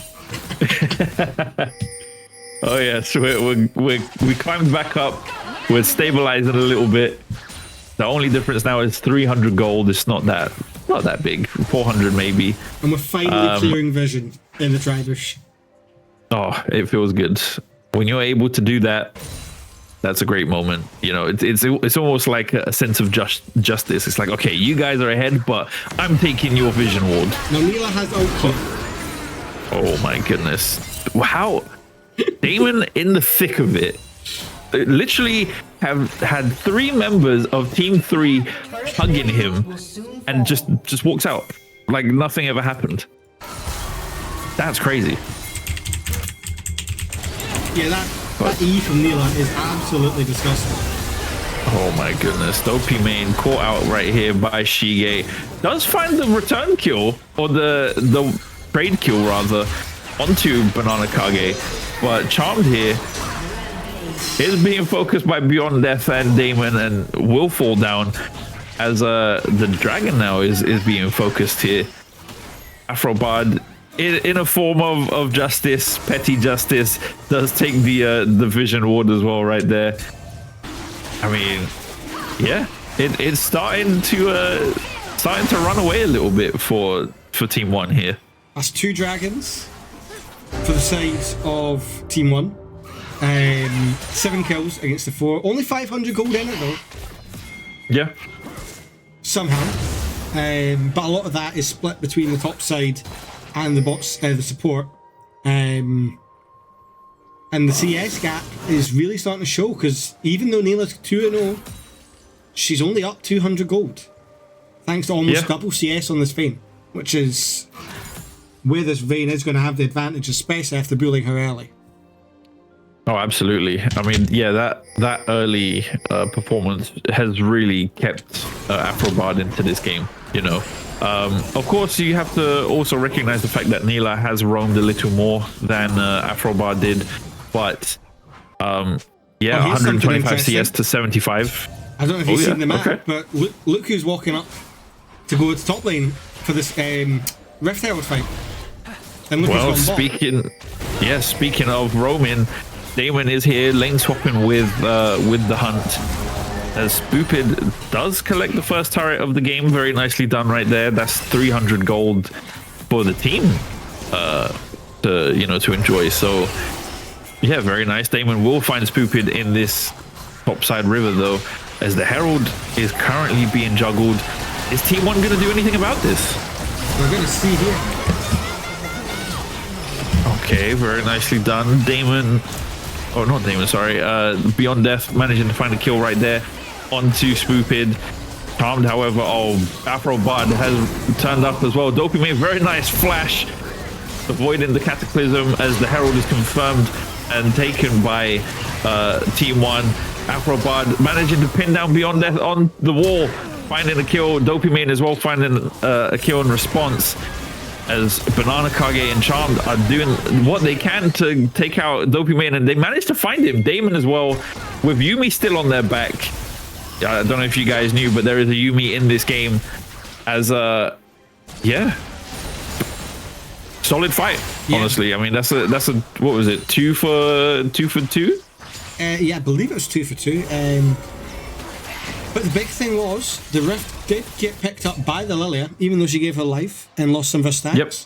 She got that, and that I believe has given them the feats of warfare. That's a big deal. For the second game in a row, they've got the upgraded boots, which is a very, very important thing, especially when you've got a volley bear who will love the upgraded boots. This Vayne, she now doesn't get those added extra attack speed buffs and movement speed you would get from those upgraded boots, while the Neela does. That could be the difference come the end game. But we've seen what Afro can do on this Vayne in that clip. And be interesting to see how it plays out. Yeah, I mean, very nicely done right there by Team 1 to confirm that, because that is a massive point of contention to deny Vayne. So yeah, should help them to keep things a little more favorable as they progress in this game. But yeah, I mean, looking at the gold difference, could we have the gold graph? We certainly can. I believe the roller coaster is still going up and down. It's definitely worth your ride, that's for sure. You know, you queued up for what, 45 minutes? It's still going. You know, you guys are getting a hell of a ride as opposed to 60 seconds and it's over. But yeah, some nice poke coming from the Yuumi onto Afro. But the Rune King's paying work and get that health back. But they spot J4 out in the top side jungle. Be interested to see if they decide to make a play here. I mean, Beyond Death manages to steal the red buff. Yeah. Very nicely done, but Team 3 don't really do anything to collapse on her. I mean, they had no idea she was there in the first place, so very nicely done. And Bessa as well rotated down rather, to collect that buff in case anyone didn't see. But Team 3 do seem to be prioritizing this bot side river, as Spoopid is now focusing his second turret of the game. Yeah, I mean, Spoopid, this is where Spoopid comes in, because he can just sit on a side lane on this volley bear. Especially with the Cosmic Drive, he's going to be a speedy little bear. Maybe not as tanky as the Rod of Ages build, but he's just going to be running about the map like a madman, taking turrets and fighting whatever the fight isn't. I mean, where he definitely isn't is the mid lane right now. Is Charmed was put to sleep by Beyond Death's Lilia. However, Spoopid, whoa, I don't want to say Spoopid found Dopamine, but Dopamine found a bear in the bush right there, popping the ult as my God, the Apotheosis coming is out. making their way down. But yeah, hold on a minute, Damon managing to win this, as Vayne will fall first, Charmed fall in second, as that is it fair to say 2v2? I guess it is a 2v2, right? Because Yuumi did what she usually does there. Very nicely done though. Securing 2 kills and a turret in the mid lane. This could make all the difference. Now that the Neela is somewhat active, and Vayne hasn't really had a chance to shine yet. Well, that's just it. I mean, this is getting a bit scary here, and we're going to see and feel what effect this has for the Fearless, because Damon has been a prime example of what he can do on not only Twitch but also on this Neela. So it'll be interesting to see the big difference between the normal Fearless and other Fearless. Champs can only be banned once in a 3-game series. Okay, So that's interesting. do they ban it in game 1 and prio it in game 2? Or does the team try and take it away from him, because he's proving that these 2 champions are ultra powerful at the moment? Yeah, absolutely. Definitely showing that these guys are not to be messed with at the moment. You know, 35,000 gold to, well, 34, I was going to say almost 34, but 34,000. So only 1k difference, which is essentially the difference between the junglers or the AD carries. So yeah, this could swing at any moment. You know, while it's looking a little one-sided right now, it could swing at any moment, you know. And a big swing is going to be this Atakan. Yeah. Uncontested. Completely uncontested. But they're giving up a lot of towers for it, as we see the TP coming out in the mid lane. The tower's going to fall before the TP, only just before the TP falls, but Spoopid has to walk away, and Dopey's going to take that topside tower as well. Yeah. 2 turrets for the Atakan. Do you think that's a worthy trade? The longer the game goes on, yes, but right now, definitely not, because that puts it to a 2k gold lead. Oh, and even more money for Damon. Right 5-0 now. Yeah. I mean, that was a great ult by the Hunt, really, managing to catch her in her steps to, stop her from escaping. Here's an interesting thing for you. Yuumi hasn't died, but Neela has more assists than Yuumi. And more of a KDA score than Yuumi. More kill participation. Wow. So there was a kill where Yuumi didn't have any impact for this Neela, but this Neela is scary. And Shige has to run away. Oh, he gets put to sleep by the blossoms. Oh, I mean that's 6 kills for Damon right now. Spoopid trying to make something happen, jumping in. Afrobard just tickling the members of Team 1 right now. Hasn't really started getting active yet. Damon diving in though, as we saw Spoopid is going to dive the turret. But hold on a minute, shutdown gold for Afrobard, and it suddenly swings in his favor. 2 shutdowns for the Vayne is a huge problem right now. I say huge problem, but it's a huge deal. He smells the clip, but unfortunately he's not going to be able to get it. It's not done yet. It's not over. Oh my goodness, shutdown coming out for Banana Kage as Dopamine is on the run, but it's huge. 3 big shutdowns for Team 3. Look at that falling off a cliff. But that's the Oh power of the my Atacam. goodness. With the new stuns and with the new slows and the extra damage. In these close-up team fights, that's going to be so valuable. Especially for this Vayne to help her try and get more and more gold. But that lead that Neela had is almost slashed. Yeah. I mean, it was 1.2 and, you know, and above. Now it's only sitting at 600 something. So, yeah. Vayne has managed to, or Afrobard rather, has managed to close out that gap. Shige, though, managing to find that kill right there, 400 killed, or 400 gold, sorry. Not 400 kills. Very nice pickup. I mean, that's going to put a dent in the difference as well for Shige. Yeah, Dobby's got to be careful here because he's got 3 members in close proximity, although the J4 and the Nautilus are going to walk away. They're going to turn their attention to this Neela in mid lane. But we've already seen it doesn't matter how many people you put up against this Neela and Yuumi. I still don't like your odds. Absolutely. I mean, the champion definitely has a kit designed to be a menace, so yeah.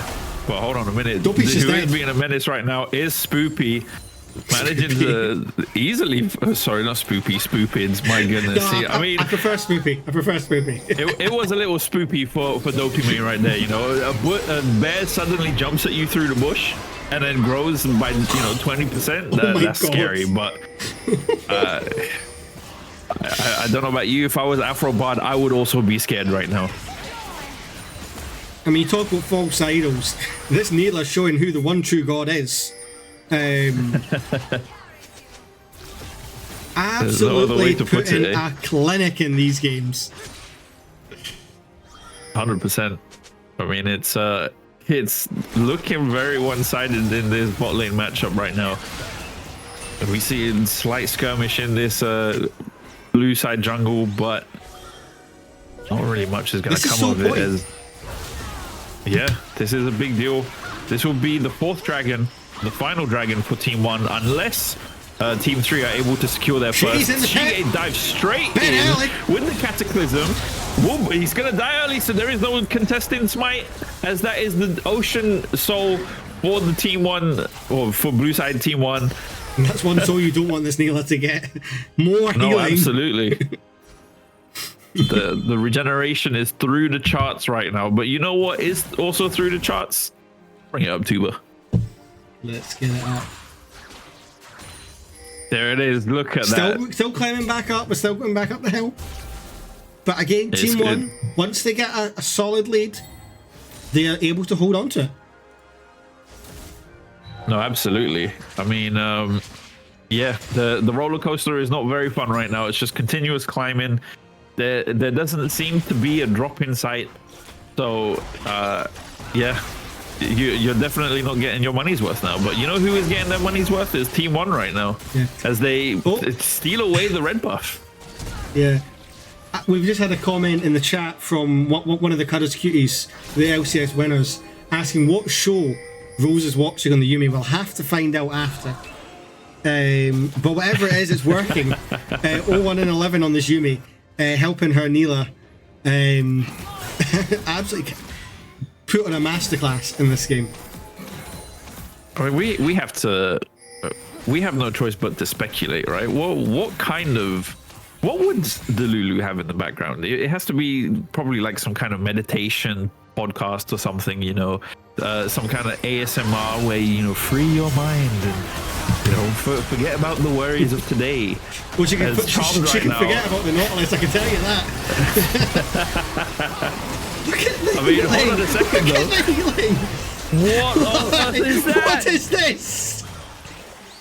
The health bar, it looked like, like an equalizer when you're at a rave or something. The health bar was bouncing. That's crazy. Damon absolutely surviving right there as the Lulu had her eyes closed, just pressing all the keys, but that's a clean ace for Team 1. And that is just going to push this gold graph even higher. Oh up to my god. 6,000 gold. I don't know how you come back here if you're Team 3 here.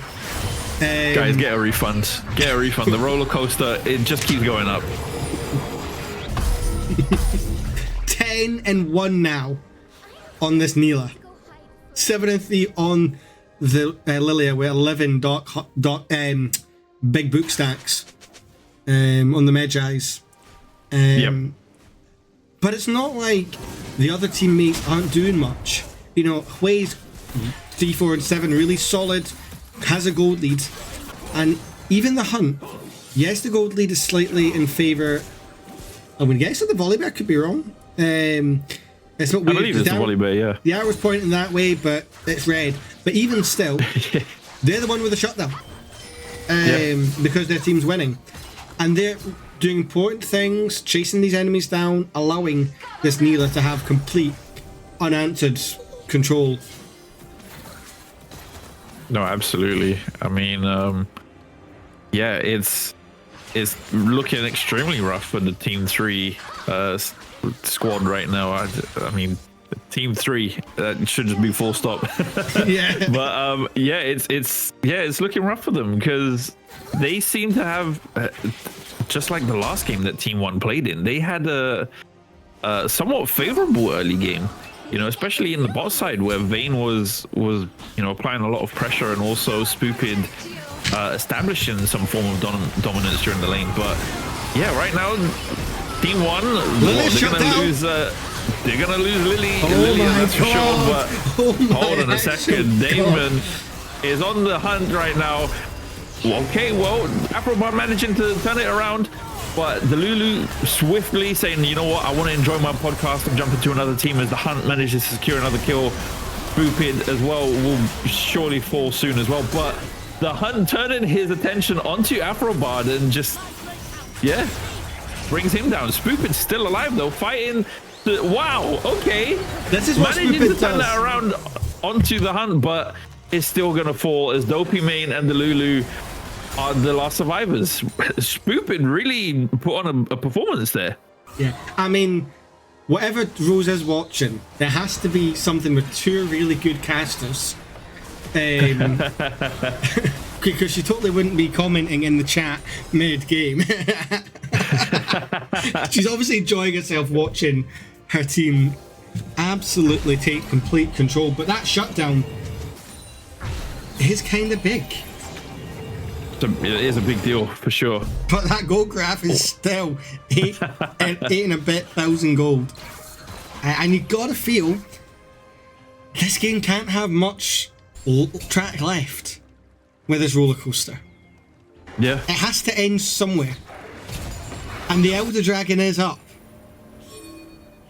I mean, you say that, but you know, if Team 1 continue at this rate, there will be no ends in sight. They're just gonna continue climbing with their goal difference. Charmed right now, completely caught out and left alone to die.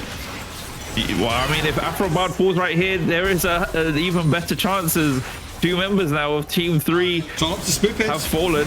The Hunt managing to ult Spoopid, but Spoopid fighting for his life isn't really gonna ult away as there's 3 members now. Inhib, Insights. Well, the remaining members of Team 3 are forced to recall. Won't really have much chance to clear the jungle and focus on the dragon as they now have to defend their base. First Nexus turret is down. Banana Kage fighting for their life as Shige also trying to escape away from beyond death. Second Nexus turret under fire. Oh my goodness, Banana Kage. I mean, this is a law battle right there. And Bessa putting the hurt onto Mel, but never mind that. What is hurting is the Nexus, as that is game to Team 1. Absolutely brilliant. What a performance. What an absolute performance from the side of Team 1. I mean, we said it coming into this. These were the 2 top teams we've seen so far. Both teams on 3 and 3. One team's now on 6 points. One's on 4. And Team 1 have 1 foot in the final. Like, yeah. I don't think... I think if whoever wins their next, I don't know who. Let me just see. Because Team 2 won their game. So the only way, I think Team 1 are our first finalists. Because Team 4 can't qualify. They're the only ones that could stop Team 1 because they go against each other. So regardless, Team 1 will have the tiebreaker. Team 1 are in the finalists. They've got a fun game coming up. Congrats. They can have a bit of fun. They can play some fun picks, because worst case scenario, they're going to end on 7 points. And that's all Team 2 or 3 can have seen. Insane. 2 games and 2 dominant games at that. All it took was 2 hours of ASMR meditation and Yumi not being banned, and that was it. And also and of course Dopey Main sticking with the Hui as well.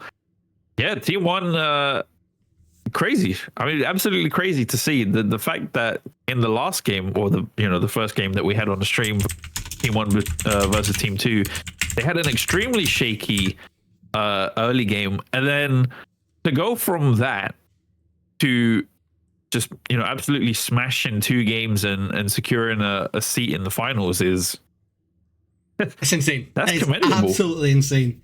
I mean, that's the thing with these Friday tournaments. There's going to be some games and some brackets that do end up like this, where one team just manages to go straight through because they've dominated. Other weeks we get to the game 3 and all's at stake. Hopefully we'll see that in the lower bracket. We're still waiting to find out the results of those games, and once we do, we will bring you some lower bracket gameplay for the rest of the night. Congrats to some of these upper teams. We'll obviously keep you posted on the results of the other games. But we might take a wee bit of an extended break just to allow those games to finish. So this is your time. Go grab a drink, go grab some snacks, go touch a bit of grass for 5 minutes, just reset, and we'll come back probably about 5, just after 5 past, 6 past, where we'll get ready for some more gameplay. So yeah, enjoy. See you guys in a bit.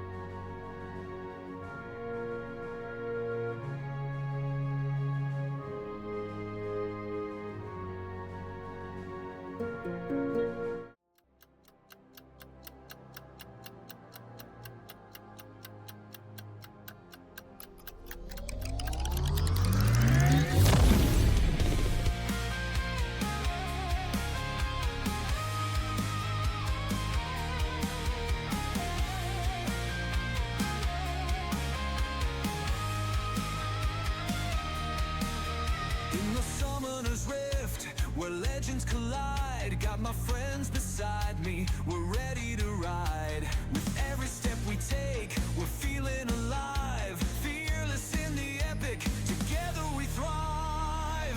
We're fearless, we're bold, chasing dreams, breaking the mold. With every fight we rise and shine in this game. We're one of a kind.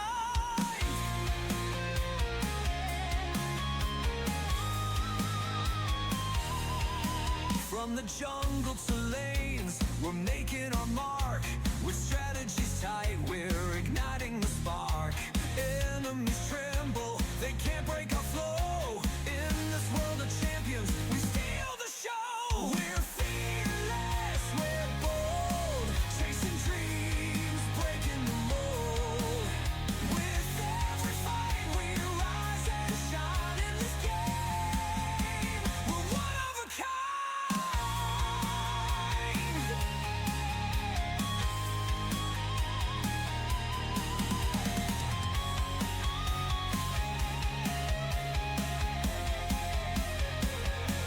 So here's to the battles, the wins and the falls. Together we stand, we'll conquer it all. No fear in our hearts, just the thrill of the game. In this epic journey, we'll rise to fame. We're fearless, we're bold, chasing dreams, breaking the mold. With every fight, we rise and shine in this game. We're one of a kind.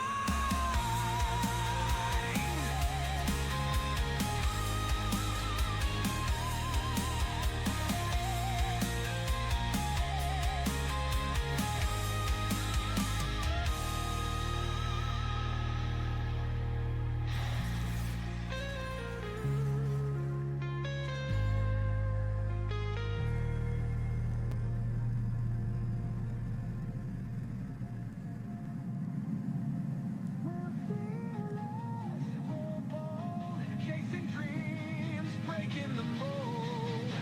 With every fight, we rise and shine in this game.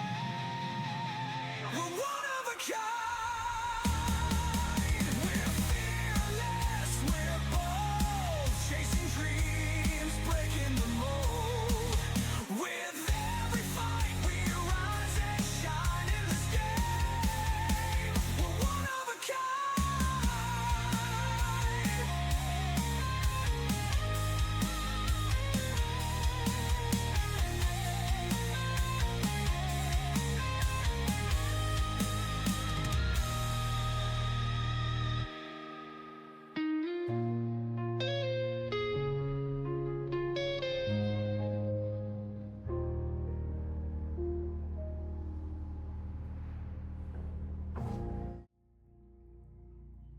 And there we have it, folks. Obviously, thank you for joining us again. And as you just saw, obviously, that was our fearless intro. And if you missed it earlier, here's our casting schedule coming up for this week. So obviously, we're going to come live with you on Monday with Shay and Gallant. Obviously, Shay we saw in game one, not having the best of time on ADC, Younes. So we'll see how he does that in Gallant, making his streaming debut. And one thing you're going to see is we will be showing you, or he will be introducing himself in the same way he done the introduction in our voice chat we had on last Monday. And boy, that was impressive. That was, it's something to behold. You have to tune in for that one. And yeah, obviously then... I mean, I'm intrigued just by hearing that. Yeah, so it's going to be interesting. We're just waiting for the draft log. Yeah, obviously the way this match is going to work out in the lower bracket, and it's the same in the top bracket because obviously who's playing in the top bracket? Let me just double check because it's team 2 and 3. Yeah, so whoever wins 2 and 3, they'll go into the top bracket final alongside team 1. And then on the right hand side, this is where it gets a bit interesting because it's 5v7. If Team 5 win, they'll go through to the final, Younes. But if Team 8 somehow manage to beat them, and then Team 7 also win, they'll be in the final. But if they both lose, Team 5 go through. There's so many repercussions here. But all Team 7 need to do is just win. I mean, you make it sound like it's so easy, you know. Just win. Just win. It's literally all you have to do. Yeah. All you have to do is blow up the Nexus. Like, literally, all you have to do is not lose. That's it. It's that easy, you know. But I mean, yeah, that's what's on the line at the moment. All of these teams currently, I mean, you know, only like 3 teams currently fighting for the win. for a spot in the finals. Yeah, so we'll see how it plays out. But Before we do that, we need to do a draft here, Younes. absolutely, we need to see how exactly they're gonna get there. Who is gonna get there? And we've got 2 teams right here that we haven't seen on stream yet: Team 7 and Team 6. Pulling off the same the same thing as Team 2 and Team 1 in the first game that we had today on stream. Team 7 on the blue side, Team 6 on the red side. And for those of you that may not be familiar with who is on either team, I believe there is a well-known player on Team 7 called Little Boom. You wanna tell us about him? So anyone who knows this server knows there's some fantastic bots, including the website that we use to organize this to get all these. So he is the man behind all of that. Whereas on the opposing side is Ninja in the top lane. Another one of the Fearless mods. So this is going to be interesting. As we do see the Hawaii ban coming right out. And then not giving Boom his Tristana. No boom for Boom. I mean, that's how it goes. Boom's Tristana is something else. Problem is, I think I know what he will flex to. Because I expect to see a Caitlyn ban as well. As we see the Garen get banned. Oh, you say that, but Caitlyn banned out by his own team as well. Interesting. So perhaps denying it away. So one thing I have to tell you about Boom, he loves his yordles. Okay. But there's a yordle in particular that he has a certain affection for. Oh goodness, that sounds quite concerning. I'm not going to say anything. It'll be interesting to see. He is going to get through the first phase of bans. So let's just see if they lock it right in. Okay, well, as we see the Renekton and the Milio ban as well, so that's 2 bot lane targeted bans right there from Team 6. Definitely whoever's on the Team 6 side and in charge of the bans, they know who to keep an eye on. I mean, Team 7 is Boom's team. So let's just see if they lock in the pick. I think I know what I'm going to see. No, they're going to go Annie. We're going to see an Annie first pick. I imagine this will be in the mid lane, although we do have flex of support as we see the Lux get locked right in for Lux Nautilus. That could just be a Lux answer for this Annie. Okay. Go on, Boom. You know you want to lock it in. I mean, let's see if they're possibly going to save it for later. Akshan. Gonna see the Akshan currently being hovered. So that makes me think it's Annie support. If we're seeing the Akshan. The thing is, Akshan could go anywhere really. He's such a flexible champion that he could appear in any lane and it would make sense, Yeah, that's very true. So who knows where Akshan will go as of right now, but yeah, Annie as well could also be a mid or support champion. Nautilus as well could. I don't know if jungle Nautilus is still a thing, but support most likely. And we see the Sejuani and Mumu come through. So we're not seeing that signature pick come through just yet. So it'll be interesting to see if Red Side decide to ban it away. But we see the Jax ban. So they're focusing some attention on the top side. Yeah. Red Side definitely seem to have a thing for the top and bot lanes. No bans coming out for the mid lane at all.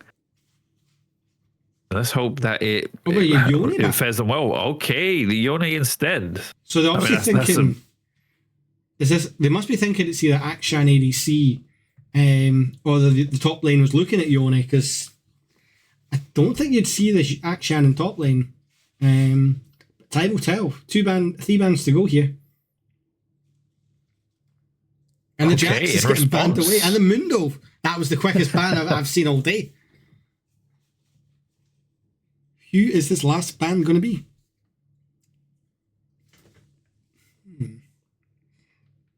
I mean, if it continues in this fashion, it's going to be one more top laner to close off the ban phase. But Team 7, they have all the cards as of right now to surprise us. So who knows? But yeah, Mundo and Yone being banned away by Team 6 in the second phase as of right now. So yeah, we'll see what Team 7 opt for in, well, especially Ninja Eagle. He's going to have to decide very carefully. And lastly, the Nar ban there. Is Boom? Like, did Boom just ban his own champ? Let me just double check. Yeah, Team 7. Boom just banned the Nar. I mean, you ban the Caitlyn, if Stana gets banned, and the Nar gets banned. I'm intrigued to see what Boom plays here. Is it an Annie ADC? That is a question.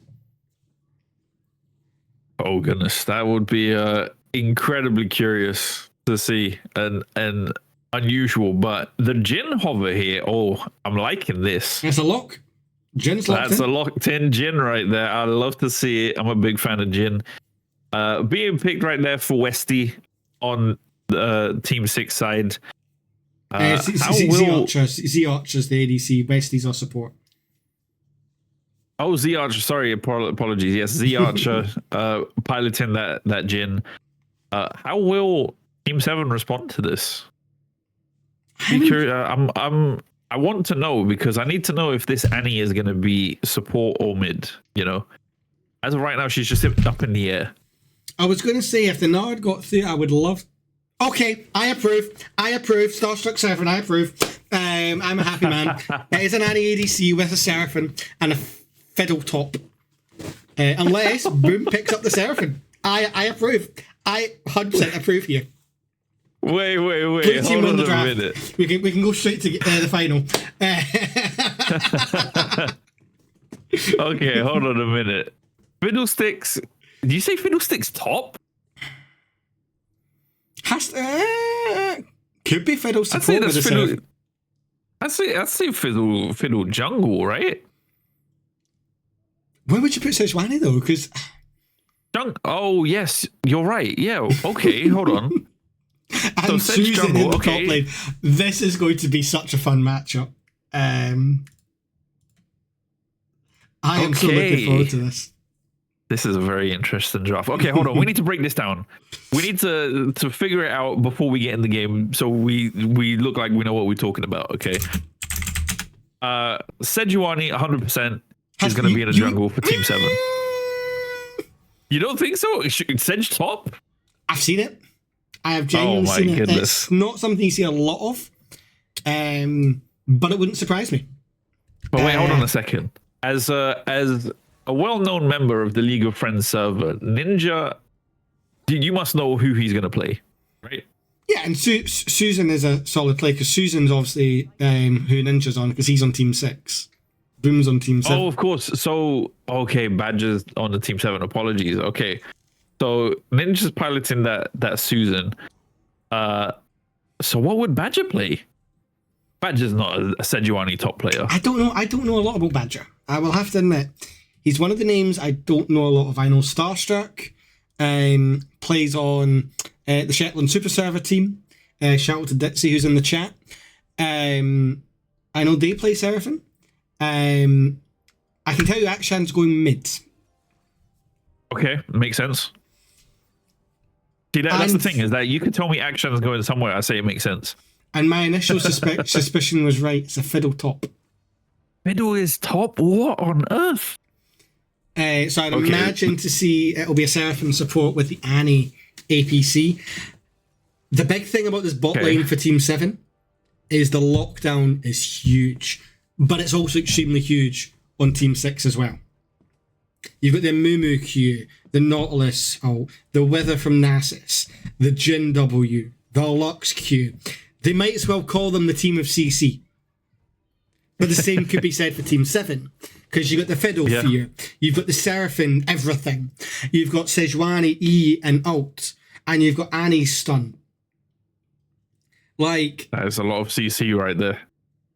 Both teams have an out-and-out damage source in the Akshan and the Jin. But I honestly don't know how this game's going to go. We're in for a game, I can tell you that. And if you think you've seen roller coasters, wait till you see this. Yeah, I don't know what I'm in store for, honestly. I think I need to see this play out because it's so off the book, off Off-piste, meta. Yeah. You just have to see how it plays out. You can't really. The one thing I can call is Jin. I know Jin very well. A great guy, amazing guy. I've known him all my life. Not really.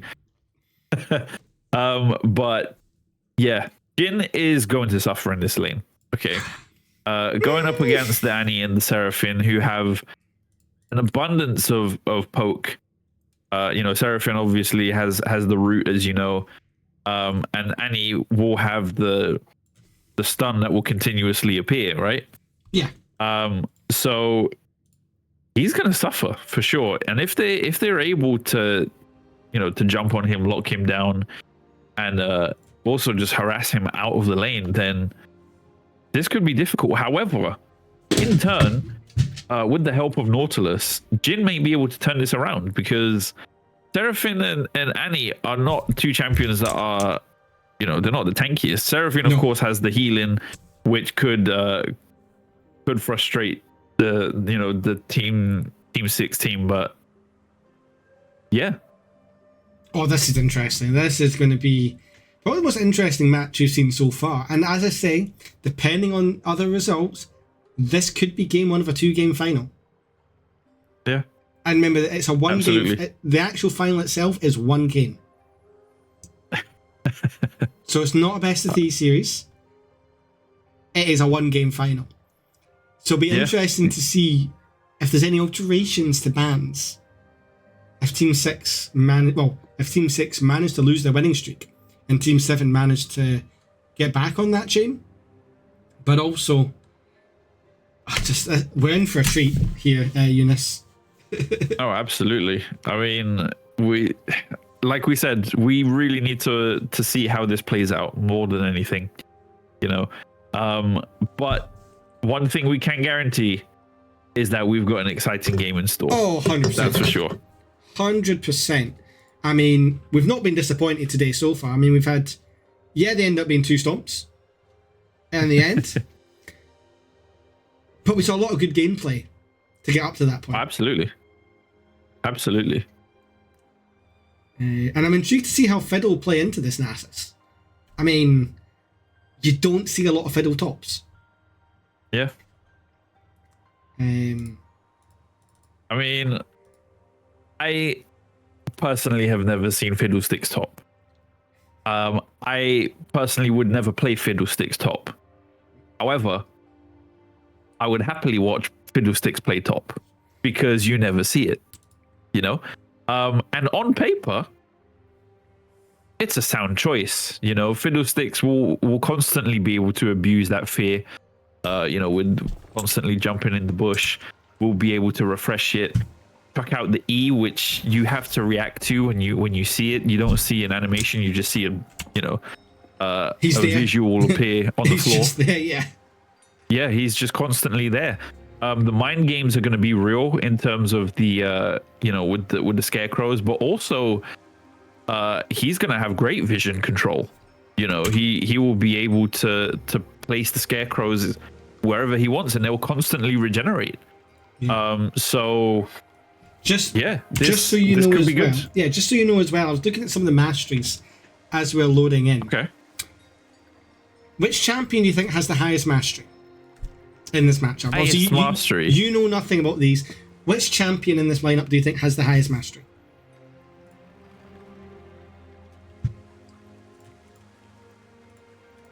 Don't tell me it's the Fiddlesticks. It's not Fiddlesticks. I can tell you that for a fact. It's not Fiddlesticks. The highest mastery. Is it possibly the Seraphine? It is not the Seraphine. Okay. Whoever it is has more mastery than I do on Seraphine. By almost 1 million. How is that possible? It's in fact the Nautilus. Oh my goodness. Okay. 7 million. That's a lot of games. The Nautilus, which is actually disgusting. as we jump That into is a lot of games right there on the Nautilus, right? Well, we'll see as Starstruck is going to put on a performance for us with that Nautilus. There is the League of Friends. In case you guys didn't know, we had to remind you 3 times there that you are tuned into the League of Friends. There we go. For this wonderful game of Team 7 versus Team 6. Familiarize yourselves with the names of the players, because this is going to be a good one. But hold on a minute.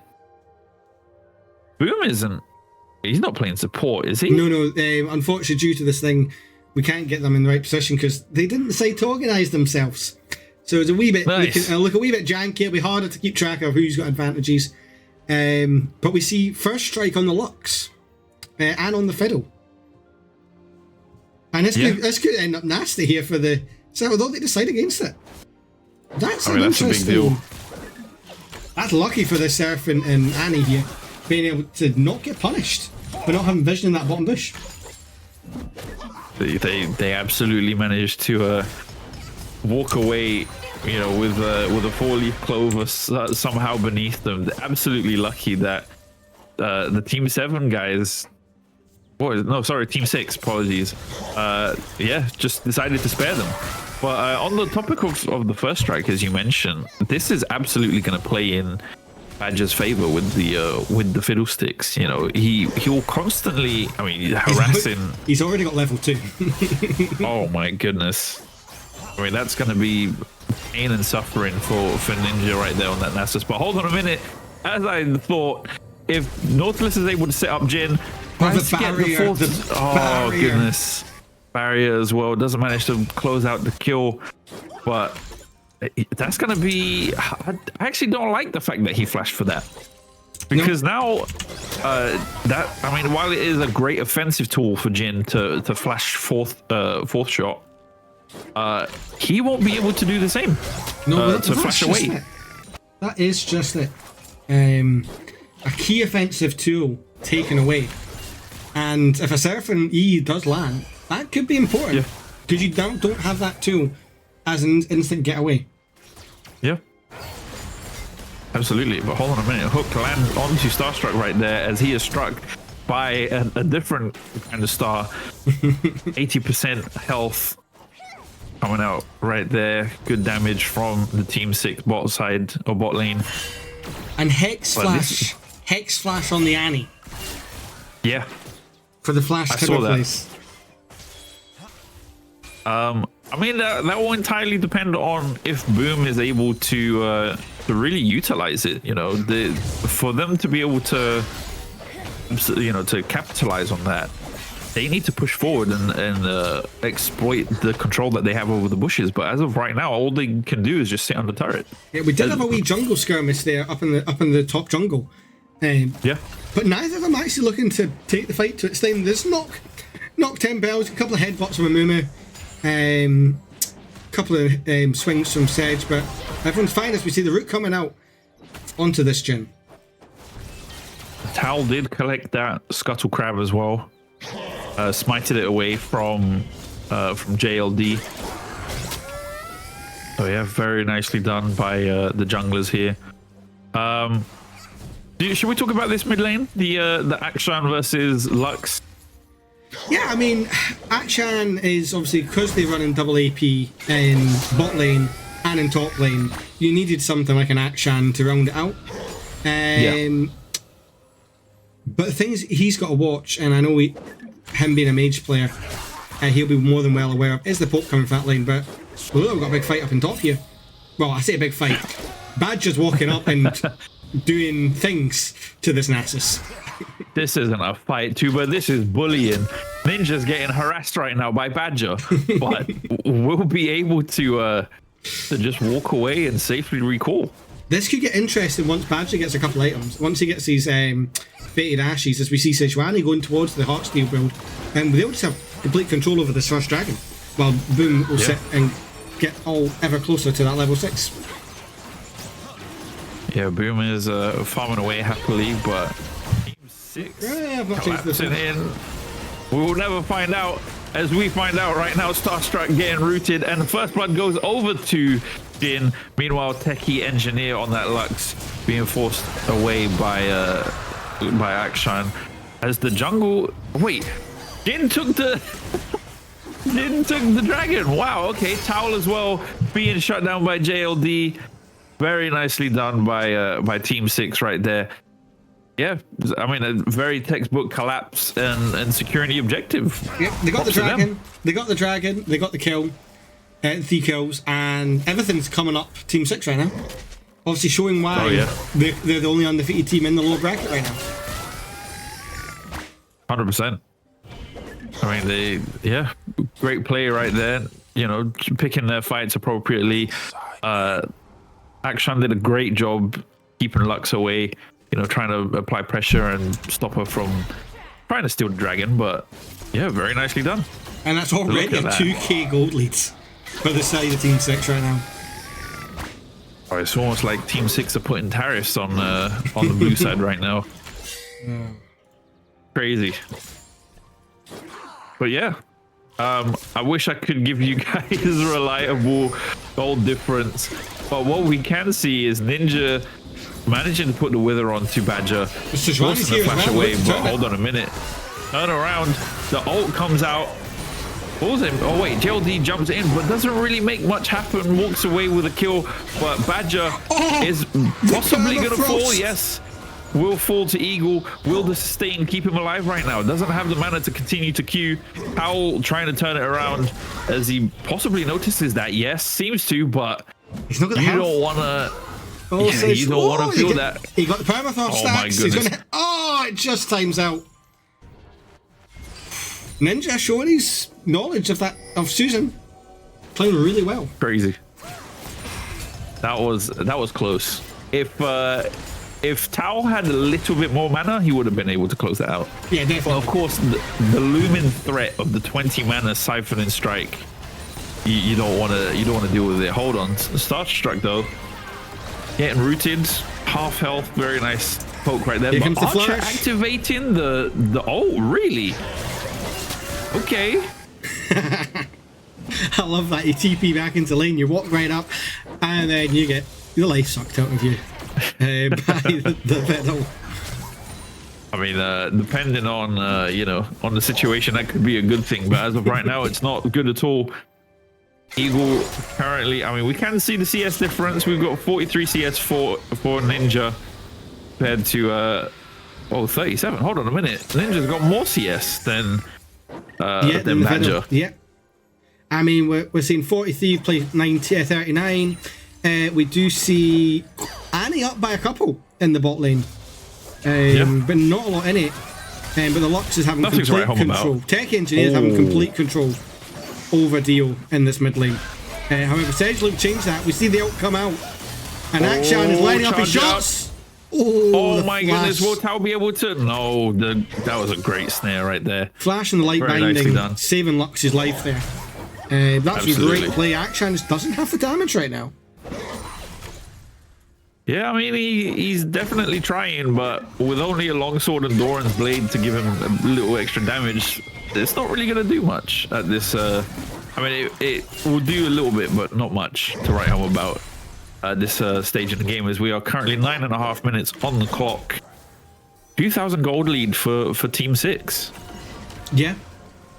Team 6 in control, but the thing, with an Ashes, you're quite happy with it. But this is the point in the game where Annie is now a champion. Oh, you know who is a champion right now is Fiddlesticks with his ult. Ignite came out as well onto Nasus right there, but Towel. This is why he's got 4 men trying to, or 4 people trying to chase her down. But she's going to get out thanks to being so tanky. Yeah. That's just Sejuani privilege right there. Yeah. Although, talking of privilege, Lux has the privilege of just halving Dio's life.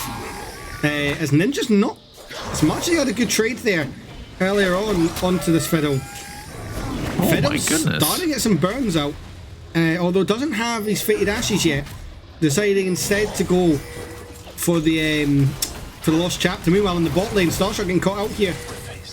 Amumu's here as well. Going to jump onto Boom. Tibbers is out. Oh. Tibbers is out and about. Surfy will having fall. a little bit of fun. Don't tell me. Okay, hold on a minute. So Archer Boom managing to get a kill. Tibbers- Oh, didn't even see Starstruck falling, but very nice double right there for the bot lane of Team 6. Yeah, I'm going to say that Team 6 they're just playing well. I'm going to say that this now would have gone hard here. No, I do think the later this goes, the more this Annie's going to come online. And it does look like Seraphim is working towards the Leandry's first item, which is an interesting choice. I would be focusing on a Rylai's to help with the Annie, but we do see the first tower falling in that mid lane. Actually, the dragon's falling. Sorry, with the 3 grubs. So that will be the feats of warfare. First time we've seen it go to a red side today. That is true. Yeah, I mean, Team 6, if they continue at this rate, they're absolutely going to run away with it. But you know what else we have seen on the stream throughout, on the stream today is red side winning, winning the early game and then losing the mid-late game. Yeah. So, I don't want to jinx it, but this could turn around. I mean, we are looking at a Nasus and a Jhin. Well, that's that is just on this red side. I mean, the longer the game goes on, the more this Nasus will become more and more of a threat in these side lanes. Yeah. I mean, he's already got, that on hit with a Sheen item. We're seeing the Ludens being bought by the Annie. They just need to hold on to this game and get into a chance. Because right now, you're already down 3.5k gold. Yeah, and that's at rough. this point in the game, it's not very good. That's gonna, certain members of your team are gonna feel it. Sejuani right now, she's got a heart still. She'll probably be okay for now. Definitely able to match their counterpart, but yeah, I mean, we'll just have to see if Team 7 are able to find a way to close the gap. The only place where we can see that there is a fair amount of difference is possibly just in the jungle for Team 7, but everywhere else, Team 6 have fairly dominant control of their respective lanes. Yeah, I mean, the hook goes wide from the Nautilus. Seraphim and Annie just can't quite get anything. Seraphim does have ulti, so let's just see if this fight can be slightly different with a good Seraphim Nautilus. We do see Akshan floating down to river. Will be spotted out though by the wards. The Nautilus hook goes wide. Oh, hold on a minute though. Ult does manage to hit, so does the snare, and just like that, very easy kill confirm. 3 members of Team 6 will find action there. Just, lurking about all by himself for some reason. I think he was looking down to try and make a play, but just didn't have any backup there. Yeah. Is the hook will land onto Boom. The root does come out. Respond, the double stun comes out as Tibbers gets summoned onto the rift. But then not much else happens. Starstruck doesn't follow up with a Seraphine ult as well, which could have turned the tides. Nautilus doesn't have ult available at the moment as well. So yeah, I feel like that was a bit of a missed opportunity by the Team 7 bot lane. This is good Tibbers control by Boom, sending him back behind the turret so he can get enough health so he can be the shield for the deadly flourish. The 4th shot will land, but doesn't do much. Yeah, I mean, it doesn't do much, but it's still damage on the board for Archer right there. Tibbers is full health as well. He was full health. He expired. Yeah. The flame has burnt out. I mean, Ninja right now. Can we see how many stacks Nautilus has? Oh, not Nautilus, sorry, Nasus has. Can. Let me just go into the client. Let me just wait till he's back. In 2 seconds. Because it seems as though Ninja on this Nasus is having a fairly comfortable game despite the constant harassment. My goodness, harassment from Badger. But hold on a minute, Badger finding an ult here onto JOD, stab him quickly, does his best to shoot him very quickly as the shutdown. Okay, that is a at 15 minutes, that's pretty good actually. Yeah. Very nice for Ninja, but Fights all Badger over does since find the Wanny won't claim shutdown. it. Oh wow, yeah. I mean that's to be expected as JOD is dead, but Tao will possibly fall here. No luck as Badger manages to fear away 2 members of Team 6. Very nicely done right there, protecting their teammate. Oh, very nicely done right there by Techie Engineer. That was a good confirm right there. Another one of our Managing new, to find the kill onto Boom. another one of our new Fearless players who I've not seen a lot of. He is in, I believe, the middle bracket. Okay. Playing for... Well, is it? I think he came out with a... No, he didn't get drafted, actually. He was in the draft. But unfortunately didn't get drafted. So again, just showing up, showing what he can do. An advert for the subs bench.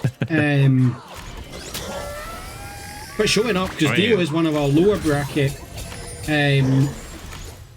kind of mainstays. I leaned against him in the scrim, and it was an experience. I mean, that's what we're here for after all, is for experiences. But Ninja currently experiencing that Sejuani alongside the Fiddlesticks. I don't think he's really going to get out of that one as the shutdown comes out for Badger. Yeah, I mean, I was going to say that Ninja's having a fairly good game right now. 122 CS to, to 100. Great jump onto the Lux and the Sejuani. Unfortunately, doesn't quite get the Heartsteel stat, but they're looking to try and push this wave. Jin and Nautilus are walking up, so let's just see if we get a big fight with Seraphim walking up towards the top lane as well. Well, the Herald is out. That is a big chunk of damage onto that turret. But hold on a minute. Westy in the thick of it, trying to close,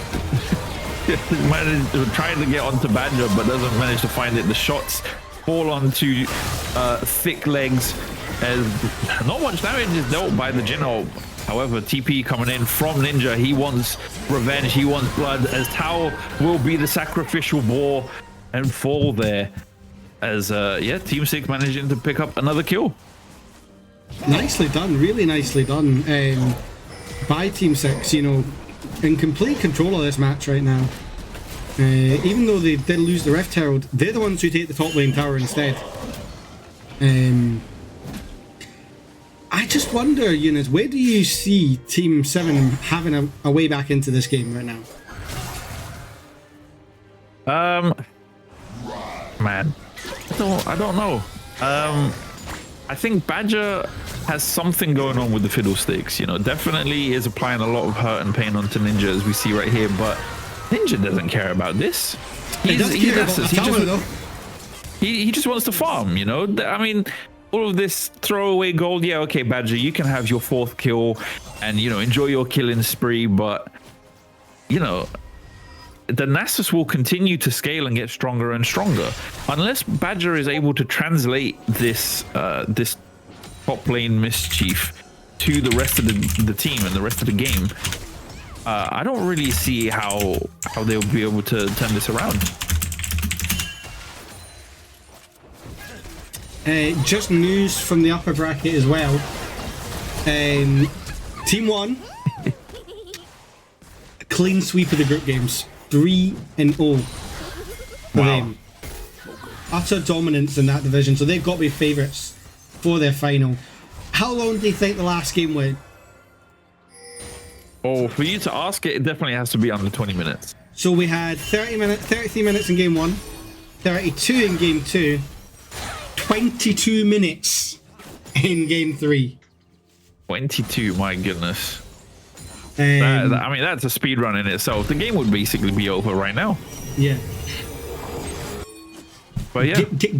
Guess the top laner for Hunt. The top, I'm going to guess Aatrox, possibly? No. I'll say, because you definitely won't get it. Kog'Maw. Well, okay, that's extremely unusual. Just like stab him quickly, fall in to a 3v1 here in under his turret. Meanwhile, Tao trying to turn up a little too late to save their team member, but he's doing work, won't really be able to do much. Archer is pulling up, so is Little Boom. This Owl is is Wadi's keeping them good busy. work, by the way. hold on a Unfortunately, they've got minute. no backup, but Tibbers is here. Oh my goodness. I mean, Tibbers is still in the pocket. Archer, wow. Just one shot is all it takes. And yeah, very nicely Unlucky. done. Managing to find 2 shots, 2 kills. Oh my goodness. And Badger with the whiffed ult as well. Just as I was saying, he needs to translate this top lane power to the rest of the rest of the map. Just immediately whiffs the ult and it is just left to farm in the turret. This is not what you want if you're Badger right now. And yeah, I mean, we do see Akshan looking to come in. They're looking on Techie. He lines up the ult. Will get the shutdown and the revive onto the Annie. It's not a lot of gold. First kill of the game as well. Not a lot of gold, but it could be important. Well, I mean, It's looking it's a off chink red. in the armor, It's isn't looking it? off red. We do see the Rylai's on the Seraphim, which I am happy about, because it's definitely what you need in this matchup. It'll just be interesting to see where we go next,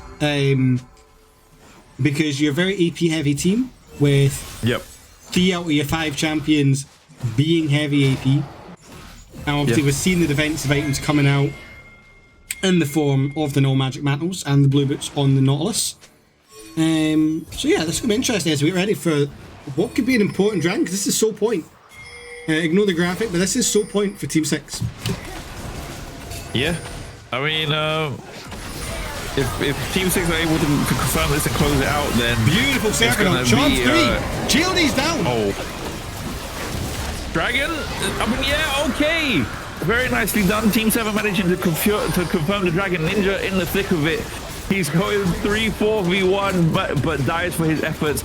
But Team 6, all bleeding. Look at their health bars. They're all really low. Westy is down. Wow. I mean, great performance. All I'm going to say, that was a Seraph right there. The fact Seraphim got a 3-man ulti created that play to allow the team to go in. Couple that with a follow-up from this Akshan, from this goodness, Fiddlesticks. The team fight on this comp is disgusting. Sejuani getting a bit excited there. Mixing, I don't know if you saw Tibbers in the pit, but that would have been a big thing as well. That is what you need to do if you're Team 7. Wait for these big objectives. Wait till everyone is grouped up just like that. You land the Seraphim out. You land the Tibbers. Akshan and Fiddle can jump in, do their stuff. Your AoE is huge. And before you know it, they're just dead. I mean, just like that, honestly. Look at that! Oh my god! We're talking about roller coasters. We're going back up. We're going up, Tuba. That was near enough a 3,000 gold swing. The Seraphim gets That's caught exactly out by what Susan. Team 7 needs. The Lux out does go wide, however, Seraphim does have backing singers right now, as not as Susan Sejuani comes in and absolutely just hits the funny item onto the that's Susan. Well, down goes Ninja once again, but Team 6 managing to confirm the or secure the Atacon. So just as you were asking of how Team 7 will be able to turn this around, Team 6 just they confirm, well, they get the Atacon. That's a big deal. That's massive, although Z Archer, oh no, oh my god, this feels dangerous. Yeah, that is exactly what I want Badger to do in order to turn this around for his team. If he's able to continuously do that, prove to be a nuisance and continuously assassinate the key members of Team 6, they could turn this around. But yeah, that's a large hill to climb right there. Oh, it's a massive hill, absolutely massive. We're still waiting for more news for Around the Grounds as well. Obviously this game and the other 2 games are still in play. And once we know more about them, we'll keep you posted. But right now, this is a hell of a match. The gold's only got a grand in it. And Younes, I don't know if you noticed. Oh, That's it. The tariffs have been lifted, guys. Team 7 are currently in the positive. 43,000 gold to 42.7. I mean, it's a minor difference, but you know. Sejuani almost got that, but has to back away and careful. The hot steel stack is there. She doesn't get it though. Ooh, close. I mean, yeah, Team 7 showing that they're not out of it just yet. Trying to find a catch onto Westy here, but JLD trying to save his support. Will possibly take the fall for this if as Team 7 have now focused all their attention onto JLD. The Sand Mummy has been applied, but will fall to Tibbers. Meanwhile, the curtains have been opened, and that's a dead double dog. kill for. That's a dead dog Yeah. if I've ever seen it. I mean, Ninja's down, but yeah, double kill for Boom right there. This is big for Team 7. This is a big deal. 22 minutes in is the turning point, and it's then the ones. It's their game to lose. No, absolutely. If they continue at this pace to to run things down and control the pace of the game, this could be good things. Luxalt coming out there as Team 7 secure another turret. Yeah, I mean it does seem as though Team 6 are currently falling apart. So I'm just trying to do my maths for the final, because we've had one of the other games coming in. So yeah, it's gonna be interesting when we get after this match. Okay, well, Ninja, see, very nice save right there by JLD. Ninja fighting for his life against Owl on that Sejuani, and wow, I mean, JLD, hero of the moment right there, managing to save his top laner and securing 2 kills. Yeah, I mean, proving that they're still not out of this fight just yet as they turn their attention onto the dragon. This could possibly be the soul point. Sejuani is dead. So the only one that has... Okay, well, Badger, just like that, doesn't even have a chance to pop his ultimate. As that is Cloud Soul for Team 7 right there. They have the Atakan. They have the Dragon Soul. This could be it. This could be their comeback. I mean, I say comeback, they had a minor dip in the negative in terms of gold, but, focusing on the Baron right now, this could be the turning point to win. Well, that's just it. I just don't know. I don't think it's enough. I mean, you're still in a gold deficit. It's all going to come down to this next fight as we see the blue team getting into position. Sejuani's just going to walk right up, but right past the E of Lux, but they got a backup. The Baron's going down. Oh my goodness. She's going to send it. 1800. Oh my god! Oh, she steals the Baron! Oh my god! Oh my goodness, Towel has stolen the Baron. Boom is gonna fall, however, at a consequence of their jungler's bravery. Luxalt comes out but will not hit Akshan. So does the Jin ult. Jin ult is out in the open. Meanwhile, Badger has activated, is in there. Fiddlesticks is in there, manages to get Techie, but nobody else is going to fall. That is a 2-for-1 with the Baron going to the side of Team 7. Team 7, not even Team 6, Team 7. Wow. That was... I mean, I've seen many steals. She had no right to steal that. JLD with his finger on the smite obviously was not there. Yeah. This is where I wish we had Dark Lord Error on production, because he would have that up and ready by now. Oh, yes. That was insane. That was actually insane. Listen, we were talking about turning points, okay? And that is a definitive turning point. If they are able to utilize this Baron with the gold lead, Team 7 could win this. They could. I mean, we've got Badger currently in the top lane pushing the wave. The wave is pushing against bot, right? I mean, at the moment they're all lurking about. Team 7 is lurking about the red side jungle, but this could be, if they get themselves together and coordinate a genuine push to claim some turrets and also push Team 6 into their base, they could close this out. Yeah, and the team fight Team 7 have, as we've said, is insane. Yes, Team 6 have a little lockdown, but with the Seraphim, with the Akshan, with this Fiddle, their team fight is huge. And look at the scarecrows on the map in the top side. Yeah. I mean, they're all out there. Who else is out there is Tau, currently being caught out in their red side's jungle. The curtains are open, the bullets are flying, and that is a kill confirmed for Archer on that Jhin.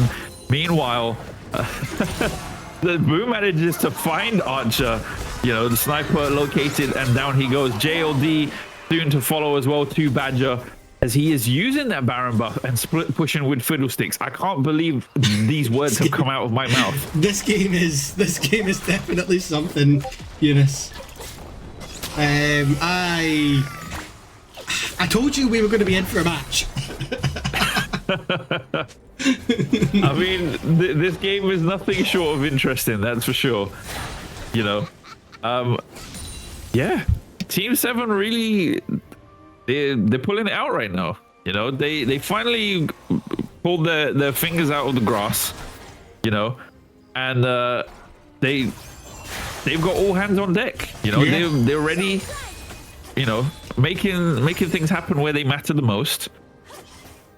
If they continue at this pace, yeah, they're going to be looking at a win. But as of right now, they still need to find a way to, you know, to further their lead. Badger seems to be the only one on the team that is definitely doing that. Great blast cone right there as well to avoid the hook. Very nicely done.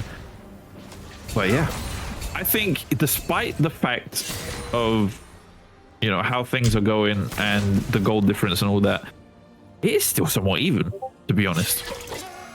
Well, that's just it. And I mean, depending on how this goes, this could be a three-way tie. Yeah. There still could be a three-way tie because Team 5, they won their third match. So they're went on 2 wins. Team 6 are currently on 2 wins. And if Team 7 somehow managed to win this from how far back they were, yeah, they would also be on 2 wins. That will definitely make things interesting. So we'd have to check with the rules, but we got Susan get jumped on by this scarecrow right now. Doesn't quite get the kill though. Okay. I mean, that's a big deal. You know, Fiddlesticks at this point in the game has turned into a you know, just an ult bot. He just wants to activate his ult across the wall. You know, no vision. We'll be able to apply the fear as well, but yeah, Here comes doesn't Elder. have that available right now. Here comes and it's Elder. now. This could be it. This genuinely could be it. Oh my goodness! And everyone It has is begun. here. It has begun. But Fiddlesticks has no ult. This is a big deal because if he tries to jump in, he can't provide much. I think he's got to back aside up from though. a I think W. he's got to back up. But he needs to get somewhere where he's got no vision. And they've got a lot of vision. Okay. The Lux ult comes out. The dragon is on 4,000 health. Boom has been pulled in and is down. Boom is dead. Who got the dragon? Red side. Team 7 has secured the dragon. That's 2 kills, 3 kills. As the Elder Dragon is currently, the buff is active. 4 members of Team 7 are down. Starstruck running away. JLD won't be able to land that bandage toss. This should be it. I mean, this should be it. You know, there is no reason as to why Team 7 lose with the Baron buff. Oh, no, sorry, Baron buff. Elder Dragon. And you know, and we've got to shout out to Team 7. They done everything in their power to bring this game back from the death. Yeah, absolutely. But unfortunately, it just wasn't enough in the end. No, absolutely not. I think slight miscommunication there at the end as to, you know, what tools were at hand, but I think this is it. If they continue to knock on the Nexus, Boom is down once again, and just like that, Team 7 have secured they win. Team 7 Insane. over Team 6. Great. I've got all grainy for some reason. But yeah, I mean, what a match. What an absolute match we just witnessed there. That was as to and fro as you're probably going to see in any matchup. And congrats to both teams there. Like, we're definitely getting our money's worth in today's matchup. I can tell you that for a fact. But obviously, we've got one more match to show you guys. And that will be Team 5 versus Team 7 in the lower bracket. So again, we're going to take a 5-minute break, get set up, and then we'll be right back with the final.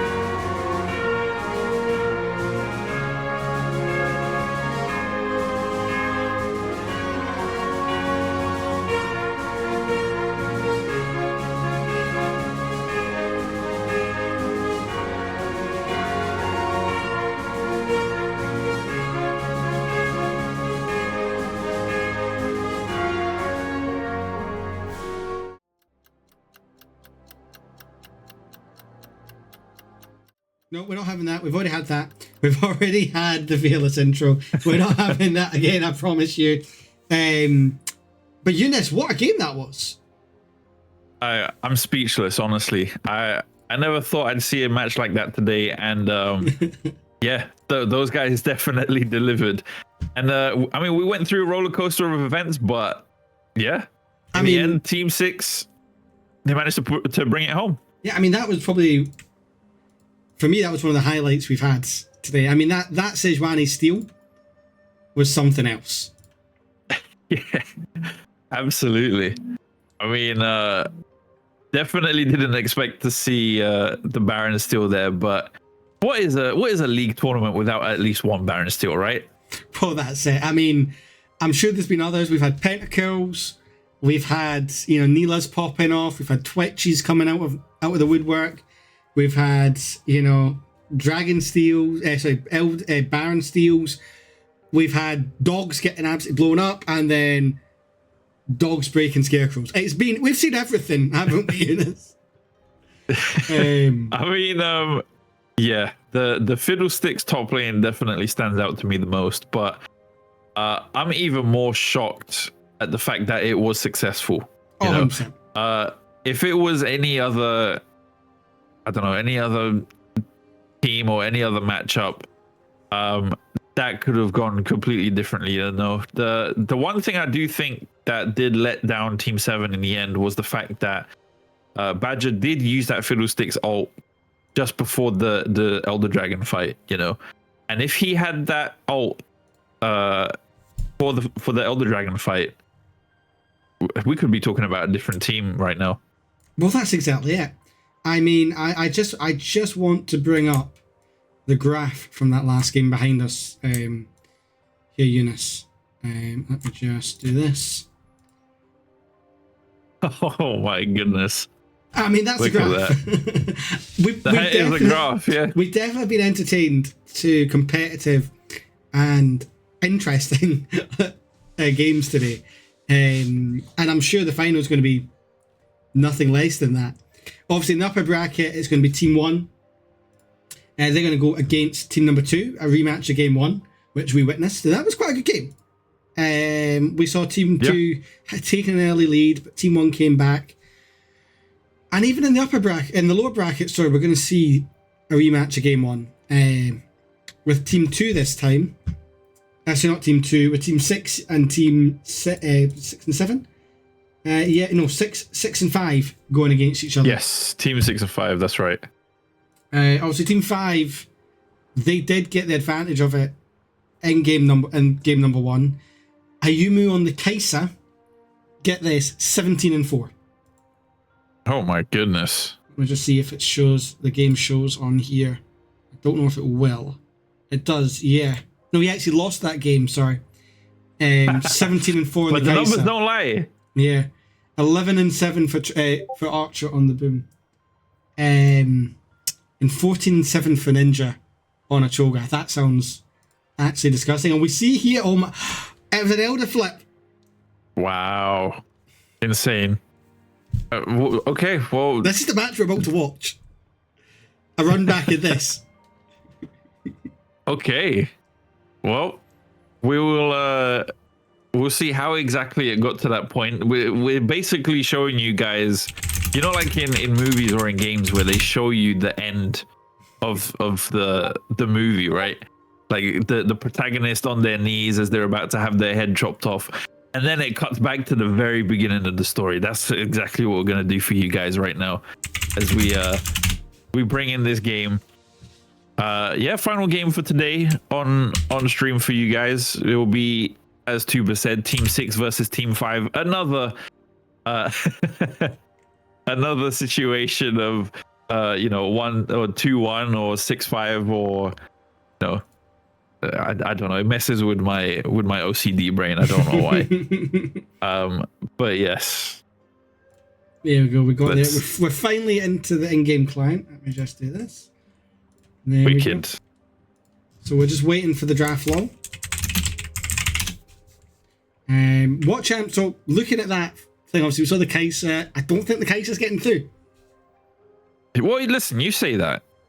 You say that, but Vayne was allowed through for for Team 2. Yumi was allowed through for the Lulu. Yeah.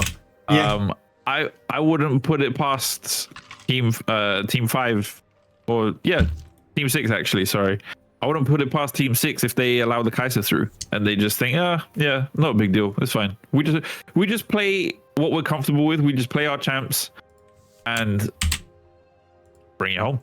Yeah, well, that's it. That is exactly it. And we are seeing it's Team 5 on red and blue side this game.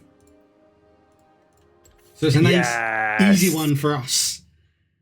And I'm going to ask kindly, because I know people are watching, and the teams that are in the game, please get in position so we can actually report on the different scores. But we are pretty much ready. If we could kindly ask you guys to organize yourselves properly so you can make our jobs easier and not your jobs. Thank you very much. So yeah, I mean, in that previous game, with a lot of big champions, and we obviously know Ninja, he had a great game on Susan, and it could be interesting. Yeah. Do you think they're going to let the Cho'Gath through? Because I wouldn't be surprised for Ninja. Yeah, is Ninja a Cho'Gath player? Yeah, I wouldn't be surprised if Cho'Gath ate Elder. Going by the way that game ended. Oh my! I mean, I would love to see a Cho'Gath. I'm a big Cho'Gath fan. Fun fact: Cho'Gath was actually the very first champion that I played in League, and I never regretted it because I love Cho'Gath. He's great. Ninja says I don't play that. He's not that guy. He says he locks in Cho'Gath first pick. I mean, I'm sure it was a game. It was one of these tournaments. I was queued top lane against. No, I was joined in the final for a team, and I was going against Ninja, and I'm pretty sure I played a Cho'Gath, and yeah, I think Ninja had a few interesting moments. Do you remember that game, Ninja? No, it was good fun. Vietnam flashbacks coming through. Oh, and the draft has already started. We're already seeing the time is showing. Let me just quickly. They sent out a new link, so bear with me. Ninja says no clue. He doesn't even remember this. For you, it was an absolutely pivotal, memorable game. Yes, for him, it was just a Tuesday. Well, that's just it. Yes, and we are in the first ban, and they're getting rid of that 1.7 million Nautilus. Oh hey, and the Kai'Sa. There we go. Okay. Not getting allowed to play the Kai'Sa. All right. Well, I will eat my words. Saute them, marinate them, prepare them. Yeah, I was wrong. Kai'Sa is not going to play today. And they're taking away their Mumu from JLD. Now, if we look back at the 3 games he's played so far today, he's played a Mumu 3 times. Okay, well, definitely a comfort pick for JLD right there. We'll have to, most likely, if they lock this in, we'll have to, find something else to fall back on. But that can be a bit of a blow to somebody like that. He is a top laner by trade, and they are banning the Cho. But JLD is a top laner by trade, so it'd be interesting to see what he pivots to. I wonder if we'll see something like an Ambessa, whether we'll see the Mundo, or whether we will see the set jungle. I don't know how well that worked, but I do know JLD. If anyone can make a set jungle work, it is JLD. Yeah, we'll see. We'll see what JLD chooses to go with there. But I mean, we see here in the rest of the bans, Cho'Gath banned away, as you said, Lulu as well, being banned away for Team 5. Who is on Team 5 actually? Let me see. So that would be Mossy. Oh, hold on a minute. Okay, I'm immediately a fan of Team 5. Braum coming out. Oh my goodness, I love seeing a Braum. Do you know what though? It's a bittersweet thing seeing Braum because I love the champion, but I also feel as though the champ sucks. So every time I see Braum, it's bittersweet because I'm like, oh yeah, it's great to see him, but then all of his faults and shortcomings always find their way to the surface. But never mind that. We'll talk about Braum when he's playing Team 6, picking the Nami and the Lux.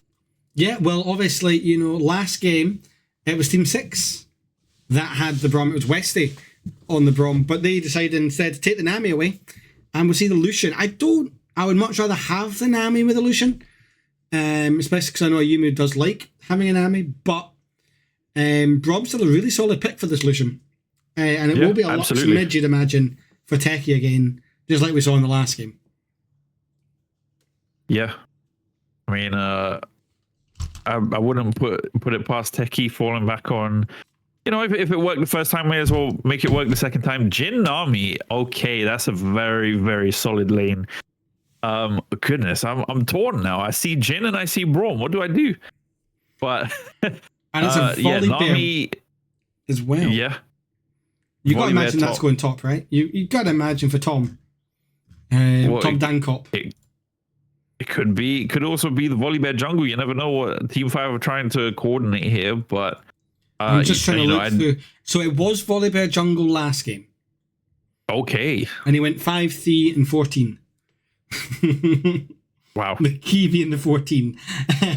Absolutely. I mean, that's where it counts the most as a jungler. You want to enable your teammates. But who isn't going to enable their teammates this time around will be Jackson, Aatrox, as well as the Neferi. So, topside focused bans there for Team 6, as well as jungle ban coming out for Team 5. Perhaps a second? Yeah, maybe? That Aatrox is a huge ban. Because in Team 5's third match that they just played, hold your breath, 6-0-2. Oh, wow. He was a world ender. He was the world ender. I mean, ending at least 8 worlds there. Yeah, very much a justified ban. Skarner being picked, though, will be on the Team 6 jungle as Jarvan is selected in response. Who do you play top here, though? I mean, Ninja's going to get a counter pick here. But I'd be interested to see where his pool takes him. As J4, I like J4 into this comp. You've got 3 squishies. Easy setup for the Braum and Volley. Yeah.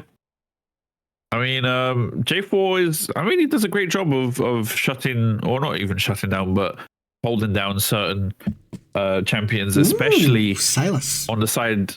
Yeah, Silas will be an interesting choice, but the Jarvan against this team, mostly against the first 3 champions that were selected for Team 6, they all struggled to deal with Jarvan aside from, flashing away, but yeah, Silas being locked in for Team 5 in response to the Lux is, an interesting choice. The lane is going to be absolutely miserable, but look at all of the ults that he's able to steal. Yeah, I mean, these drafts are... these picks could be interesting. There's a Jin out there. You've got this Skarner out, so Silas can literally pull a whole party of them in, right under his tower, and then just go ham. With the J4, with a Volibear, with a Braum. This could be nasty. Braum out into Silas stealing the Skarner out. We could be in for a hell of a game. Which draft do you prefer, Younes? Oh, goodness. What we've seen so far today. It's like choosing between my children. I don't want to do that, We've got Braum on the left side and then Jin on the right side. I personally... I'm gonna have to go with Team 5 in terms of draft. I think their draft is much better coordinated. The laning phase is definitely gonna go in the favor of Team 6. They have I'd say a better lane overall, a better early game. But while you're dissolving there, I'm just trying to fix it. It's going. Santa Claus has appeared, has made a brief cameo onto the stream. But I think early game is going to go towards Team 6. But Team 5, they've got some great team fighting options. Oh, definitely. The Braum, as you pointed out, combined with the Jarvan, and also the potential for Silas's steals, is potential being the key word, because it will entirely depend on how Chapati decides to use that Silas. That's exactly it. If he uses the Silas ult to steal a Renekton ult, just don't show your face. But yeah, I mean, it's still going to be nasty. Yeah. It's getting right onto this bat line with the Silas Renekton ult, because remember, it scales with AP. Oh, that is true. That is true. But is it really much to write home about? What's the ratio like? It's big. A Silas stealing the Renekton could be huge because it changes the scalings to AP. That is, I think the scaling is already AP, isn't it? Not on Renekton's an I AD get the point scaling. you're saying. Yeah. Yeah, it does scale with AP. Oh, and AD. Okay, bonus AD and 5% AP. I'm still not convinced. It's gonna be good, no matter what we see. And regardless, I hope the Silas. Well, I hope Trapati on this Silas will choose to steal a useful ult, because that will be or two. Yeah, absolutely. Yeah, that will definitely make the difference when it comes to the team fights. But early phase, or the early game, I could see this leaning towards Team 6. Yeah, I mean, they've shown they can dominate early games. Although they didn't last time these two teams faced off. It was Team 5 that had the early lead. Okay. Oh, no, was it? No, it was. No, I tell a lie. Because 6 got off to lead, 5 pulled it back, and then 6 got that Baron flip. Now, when I say that game went on for ages, it was a 47-minute game. Oh my goodness. That is long as hell. That's 2 games in one, really. And that's exactly what we could be seeing here again with these comps. I mean, Volibear will be and Menace till late. Silas will scale to the moon. But on the other side, you got Skarner, who will be taking that Heartsteel. Jhin will get to a point where he will be extremely strong, but there is that chance where the Lucian will take over, especially with the Braum queues. But it is all about which team can set up, which team can play the game right. Because, as we've seen today, one small slip can start that snowball running down the hill. Yeah. And we have seen that multiple times throughout this tournament, where one side is comfortably, making a lead, holding a lead, and then all of a sudden it just takes one team fight or one objective, even one turret, to equalize the goal difference, and then the tide has completely turned. And one thing to remember, before we go into the game as well, I just want to give a shout out to, obviously, John, obviously one of the owners of the server. He's launched a brand new game on Steam, Rock and Scroll. If you haven't wishlisted it already, make sure you do it now. Thank you for the follow. And all that. Here we go. Let me just switch this back over to the correct window.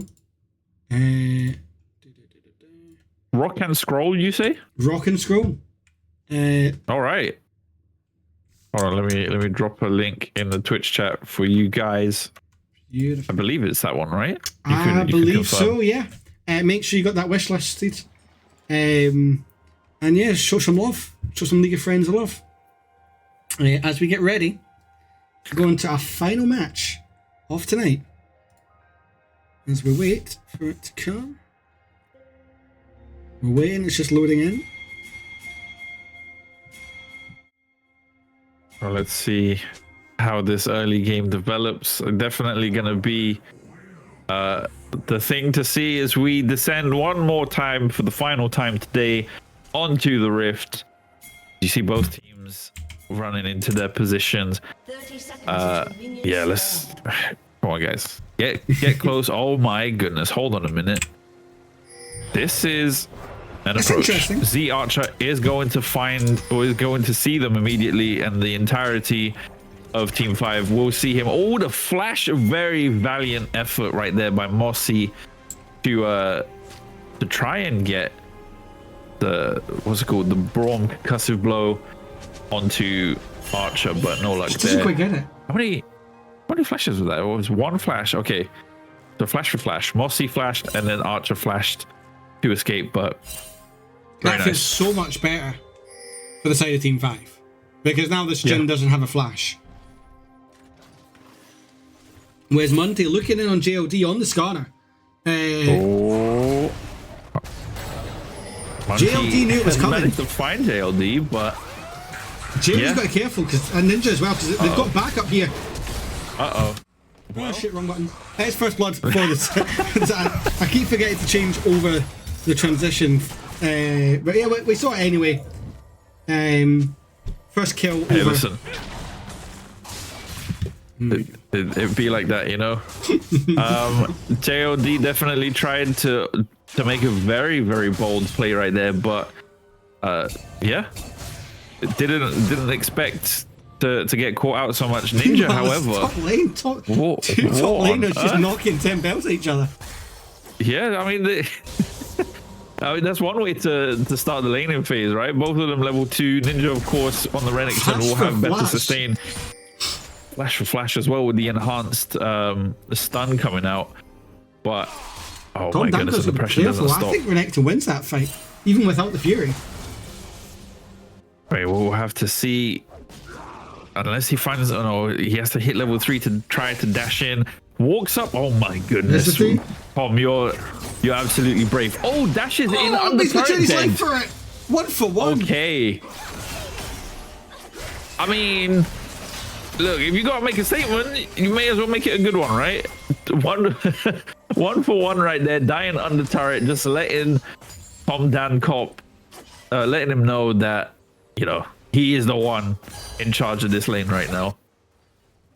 He is not afraid of danger. He is the danger. Well, that's just it. And because we've had all the action, we've not a chance to have a quick look at the runes. Hey. Are there any that jump out at you there? Or are they all what you'd expect? I mean, they seem somewhat standard, yeah, across the board. Only one that stands out to me again is that Lux with the first strike, but you know, as a hokey pokey champion, especially going up against the Silas, that you may as well exploit it, right? Well, that's it. I mean, we've seen action already. Both these teams aren't scared to fight. No, clearly not. You know, both of them are absolutely bloodthirsty and hungry for war. We see skirmishes happening all across the rift. The auto cam can't even keep up as Volibear is caught out. Will die to Westy, but Ghana is gonna fall soon after. Meanwhile, Ayumu smelling blood and fancies a little bit of sushi, trying to get in onto Westy with a double buff, but won't be able to find a kill there as Westy applies a little bit more harassment onto Braum. That is absolutely not what Braum wants to deal with. But Ninja falling right there to the standard flag and drag. My goodness. See, just as the Ninja thought he had established dominance in the lane, Tom reminded him that he fears no man. And it's a nice early 1k gold lead out for the side of Scene 5, showing the dominance of, obviously they only lost the last game after being so far in charge because of what we assume was an elder flip, or one big late game elder flip. But the start where they mean to go on, utterly in control so far. Well, we shall see how this plays out for these guys. But yeah, 2 kills difference between these two teams, 1,000 gold difference, and it's, yeah, Team 5 are absolutely doing pretty good so far. Yeah, early game. Yeah, I mean, I thought the early game would go towards Team 6, but they're definitely holding a good lead as we see there. Tom Dan Cop losing the skirmish there to Ninja. Ignite being used by Ninja and in vain as well, not managing to find a kill there. Yeah. Tom was another one of our players who didn't get drafted in Fearless this season, to joining Techie. But again, showing off what he can do. Definitely making himself a case on this Jarvan. And Munty as well. I'm not sure they got drafted, or I could be wrong with that one. There was that many people. I think we drafted over 100 people this year, which is one of our highest so far with the 3 divisions. And starting on obviously on Monday, we're gonna have more fun in games and shenanigans like we're seeing right here. I mean, that's exactly what everybody wants, right? More fun and games is always better. And you know, I'm sure Tuba and Cole continue to bring that for you guys. But as of right now, we've got these 10 players on the Rift duking it out to not only put on a show for you guys, but you know, for bragging rights, they need to bring in the win, right? Ninja going all in onto Tom. With the ult. Yeah, with the ult activated, trying to get something harassing him out of lane, but we'll just leave him there at 40% health. Yeah, I mean, Tom's not really having a good time in this top lane, is he? Yeah, but the fact he managed, he's actually up in the lane somehow, and he's done really good there, you know, waiting out the Dominus, and Ninja just hit a tower shot, and Tom is going to be fine right now. He's got the level difference, but we're seeing a lot of action shaping up in the bot side. Oh, okay. Dragon is the main focus as of right now for Team 5. Yumu is going to walk past that ward, turns his focus immediately onto Westy. Very nice. JOD just says, nah, not interested in trying to steal that. And that'll be the first objective over to the side of team number 5. Yep. Munty managing to secure that. No first one. Oh, that was a mountain. Yeah. I must say, well, very quick to get to. About the damaging justice from J4. Yeah, I mean, Tom, just when I thought he was gonna, you know, keel over and die, proving that he still has some fight in him, managing to turn it around with the EQ and ult. Very nicely done by Tom right there. Is it Tom? Is it Dan or is it Cop? I can't tell, but hold on a minute. Skarner ult, or fake Skarner ult being used right there onto Techie. Well, I don't think Chapati will find much else with that Silas. Good combination though to apply a little bit of pressure. Yumu, however, despite being under turret and 2v1, is applying a lot of pressure onto Westy right now. Well, that's just it. And blue side after they've taken some 2 of these grubs by the looks of it, and Skarner's a bit late to the party, and they'll just get all 3 grubs. And they're now 1 feet of objectives from claiming that. They've got Rift Tower to fight over and then Dragons, whereas if you're the side of Team 6, you need everything from here on out. You've lost the kills, you need a tower, which you would think would be coming in this top side, looking at the current turret scores, or the bot side has got a lot of pressure onto this Lucian. But we do see the Volibear coming in. Volibear is here to play. Flag and drag once again. Ninja activates the Renekton ult, but hold on a minute. JOD is here with the Renekton. Is he gonna possibly? Doesn't miss. Oh, he misses the ult. That's bad news bears right there for JOD, but good news bears for Munty as he manages to escape that and happily just scurries away to his blue buff. You have to think if JLD lands that's just that's a double kill. And a nice shutdown for both of them. However, instead, we see the tsunami coming on the bot side as J4's looking to do some more damage onto the Renekton. Yeah, Autocam decided that the top lane scuffle was a little bit more important. Very nice pull right there by Chapati, but won't really find much else to do with it. Oh my goodness, very nice dash as well from Ninja, but will unfortunately pay the price right there. That is a 4th kill. Yeah. For Tom Dan Cop. Now, question: do you think Ninja was expecting the Renekton here? Not the Renekton, the Volibear. I mean, over the J4. I don't know.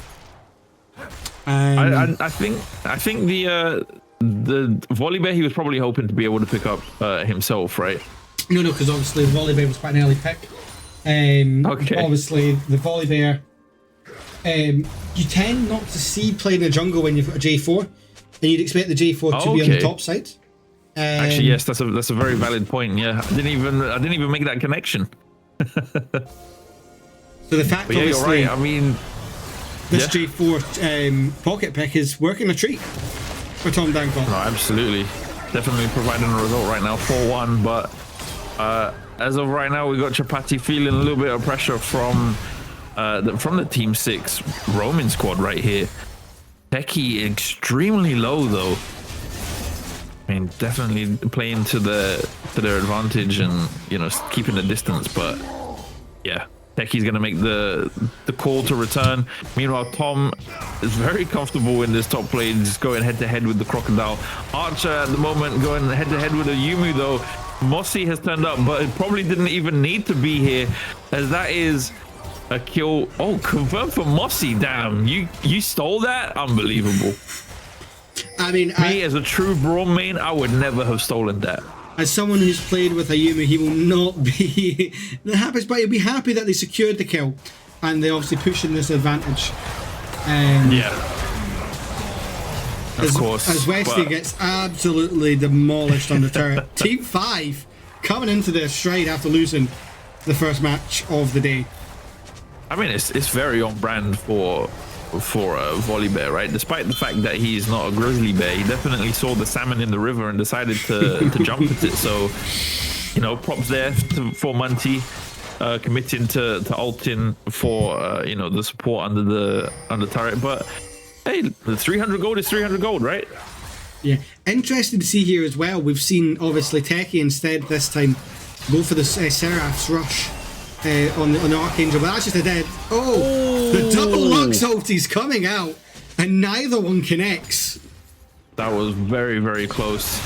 I mean, great sequence there from Chapati, but wasn't lucky to you know, find the kill there, as Techie still had a little bit of spring in his step, moving out of the way. Very nicely done, though. And that should just be Team Dragon. 5, however, yeah, turning onto this dragon, focusing on this objective. That will be the second dragon. If it, I mean, it will be completely uncontested. Nobody on the Team 6 side is even aware that it's happening or moving towards it, as that is Hextech Dragon for And it's a Team Cloud 5. Soul. We will get Cloud Soul this game. Which side do you think that'll benefit more?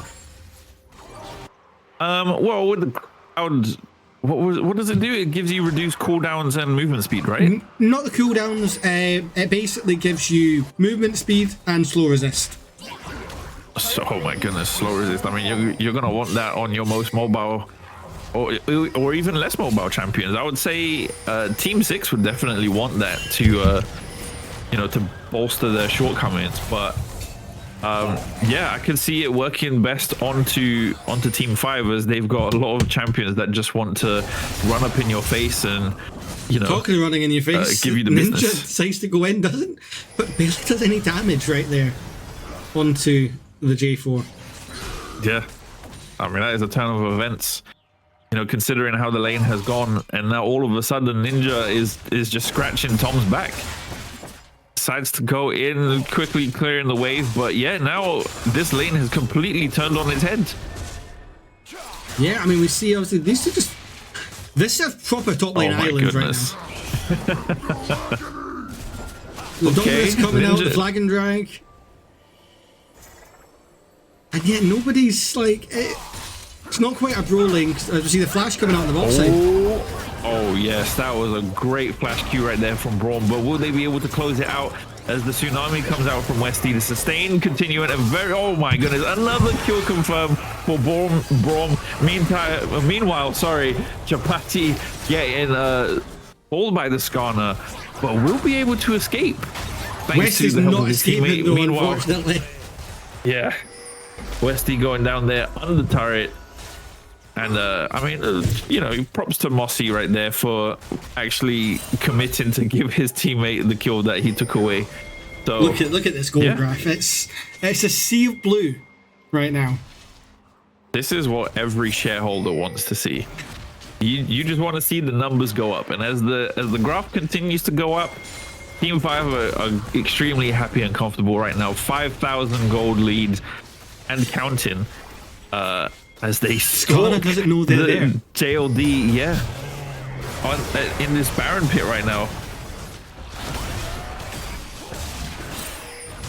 The teamwork from Team 5 is what it's showing. Because look here, Westy's all on his own. Oh, okay. Very early smite right there from JLD. Given the Rift Herald way to Volley Bear, but will pay with his life as well. Ninja going head to head with Tom once again, as the rest of the team managing to scare away the Team 6 squad, and the Rift Herald being activated there. Yeah, I mean, you might as well, because you got so much pressure with the jungler being down. You're 11-2. The game's going all in your favour, although Renekton with a dominance. Oh my goodness. Looking for it, but we do see the Volibear here to try and save his top lane, and will. Wow. But he's going to jump onto him! Oh my. Okay, that was definitely. Yeah, that was planned. That was a Monty choice. definitely That was a knew choice. that he. Yeah. He knew he wanted that. He could tell. That's why he stood there. You know, instead of committing to where Ninja currently was, he waited. He predicted it. That was an incredible play right there. Great teamwork from Team 5. Tom and Monty. Yeah, Team 5 in general. Very nicely done. I mean, absolutely showing why they are not only why they gained the early game lead, but why they are still holding on to it in this mid game. Well, it's not only that, you've got pretty much, and everywhere about the support, you've got at least a grand, if not 1.3k gold on nearly all 5 lanes. You know, Oh, God, top's yeah. 1.3, jungle's 1.1 now. A grand just ticked over, 1.1 in the mid lane, 1.5 for Yumu on this Lucian, and Volibear just put another wedge in his back pocket of him and Jarvan, up to 1.5 and 1.4k respectively now, and that is showing on this graph. Oh my goodness. It just continues to go up. The numbers on the left side continue to get higher and the graph goes even higher, but Ayumu managing to eat all of that damage somehow. Wow, very nicely done. Good block right there by Mossy. The curtain core came out, but didn't really find much luck right there. As Yeah. Team 6, they seem to be getting a little desperate now. Yeah, the curtain didn't quite is falling, but not for the side. It's the double Luxo does hit for this Silas. And JLD, Monty though. Oh, jungle for jungle. yeah. That's a trade right there. Both smites are down, even though they're not needed as of right now. But yeah, JLD will fall as well as Monty. Chapati getting caught here though. Snare coming out as well as the bubble. Very nice block right there by Mossy. Eating that for his teammates, but will possibly. Okay, lucky. That's Will dragging manage to up. escape. That is dragging up, and red side do have, if they decided to go for it, would probably have the advantage, but they are just going to choose to back instead. They all choose to back away, and yeah, won't be able to use that lead that they have acquired or that they had in that moment. So yeah, the dragon will remain a neutral objective. Nobody is currently in control of it. We do see that the scuttle crab was picked up by red team, so yeah, that's the scuttle, or that's vision for them, so they'll be somewhat aware I swear, if Team 5 go onto the dragon. I swear all we've seen this game is top lane, and these two fighting it out. It's been a hell of a fight in top lane though, but we are going to see a lot of movement towards this dragon, which has already been started up by the blue side. Yeah, there we go. Vision has been established. JOD charging in, going in head first as Chapati steals the Skarner ult. JOD in the thick of it is going to die before the dragon does. Smite was used very preemptively, but blue side managed to secure it regardless, as 2 kills going to Team 5, as the rest, well, as both of the bot laners, they just completely split. Yeah. Jin went mid and Nami went bot. It's just not working right now for Team 6. They're trying. You can't fault their effort, and you can't fault what they're doing. It's just not quite coming together. Yeah. Lux died for the first time. The Skarner's not having the same success that Mumu did. Oh no. And then Ninja here in the top lane finally matches levels with that level up. But does he match items? He doesn't. He's half an item down. Only half an item. It's not. For being 1.3k down, he's actually quite close in damage. Yeah. But yeah, the rift falls silent. Well, as the top laners are no longer punching each other in the face, yeah. They know Nami's there. Once we have a moment of respite, but hold on a minute. Westy is here. Tom trying to flag, but no drag, manages to get away. Yeah, okay. As Team 6 seem to have shifted their focus, somewhat coordinating around this Atakan, but Team 5 on the blue side, they don't really seem to be applying much pressure on them. regarding this. I mean, Mossy's just been caught out standing there. And I was now going to see a big team fight. Mossy jumps back to Tom Dankop. The beautiful ult comes in. However, they just disappear. I mean, down goes Jin, eating all of them bullets by Yumu. JLD as well, caught out by all 4 members right here of Team 5. Westy forced to swim away, and Ninja hanging about like a bad smell, trying to see if he can do something by himself. But unlucky for him, Chapati is also here and present at this Atacon, and that is all 5 members of Team 5 on this Atacon right now. And they can't do anything all about Team it. 6 have to show for it. Yeah, they can't do anything. Team 6, all they have to show for it is Lux took turret. Did you know that? She's working on Or is it. taking turret. She's working on it. I looked at the silhouette and it was hollow. I was like, oh yeah, that's a dead turret. Nope, it's It is now. But there you go. Seeing the future. Well, I mean, look, And Ninja's looking to repay the favour in mid. yeah.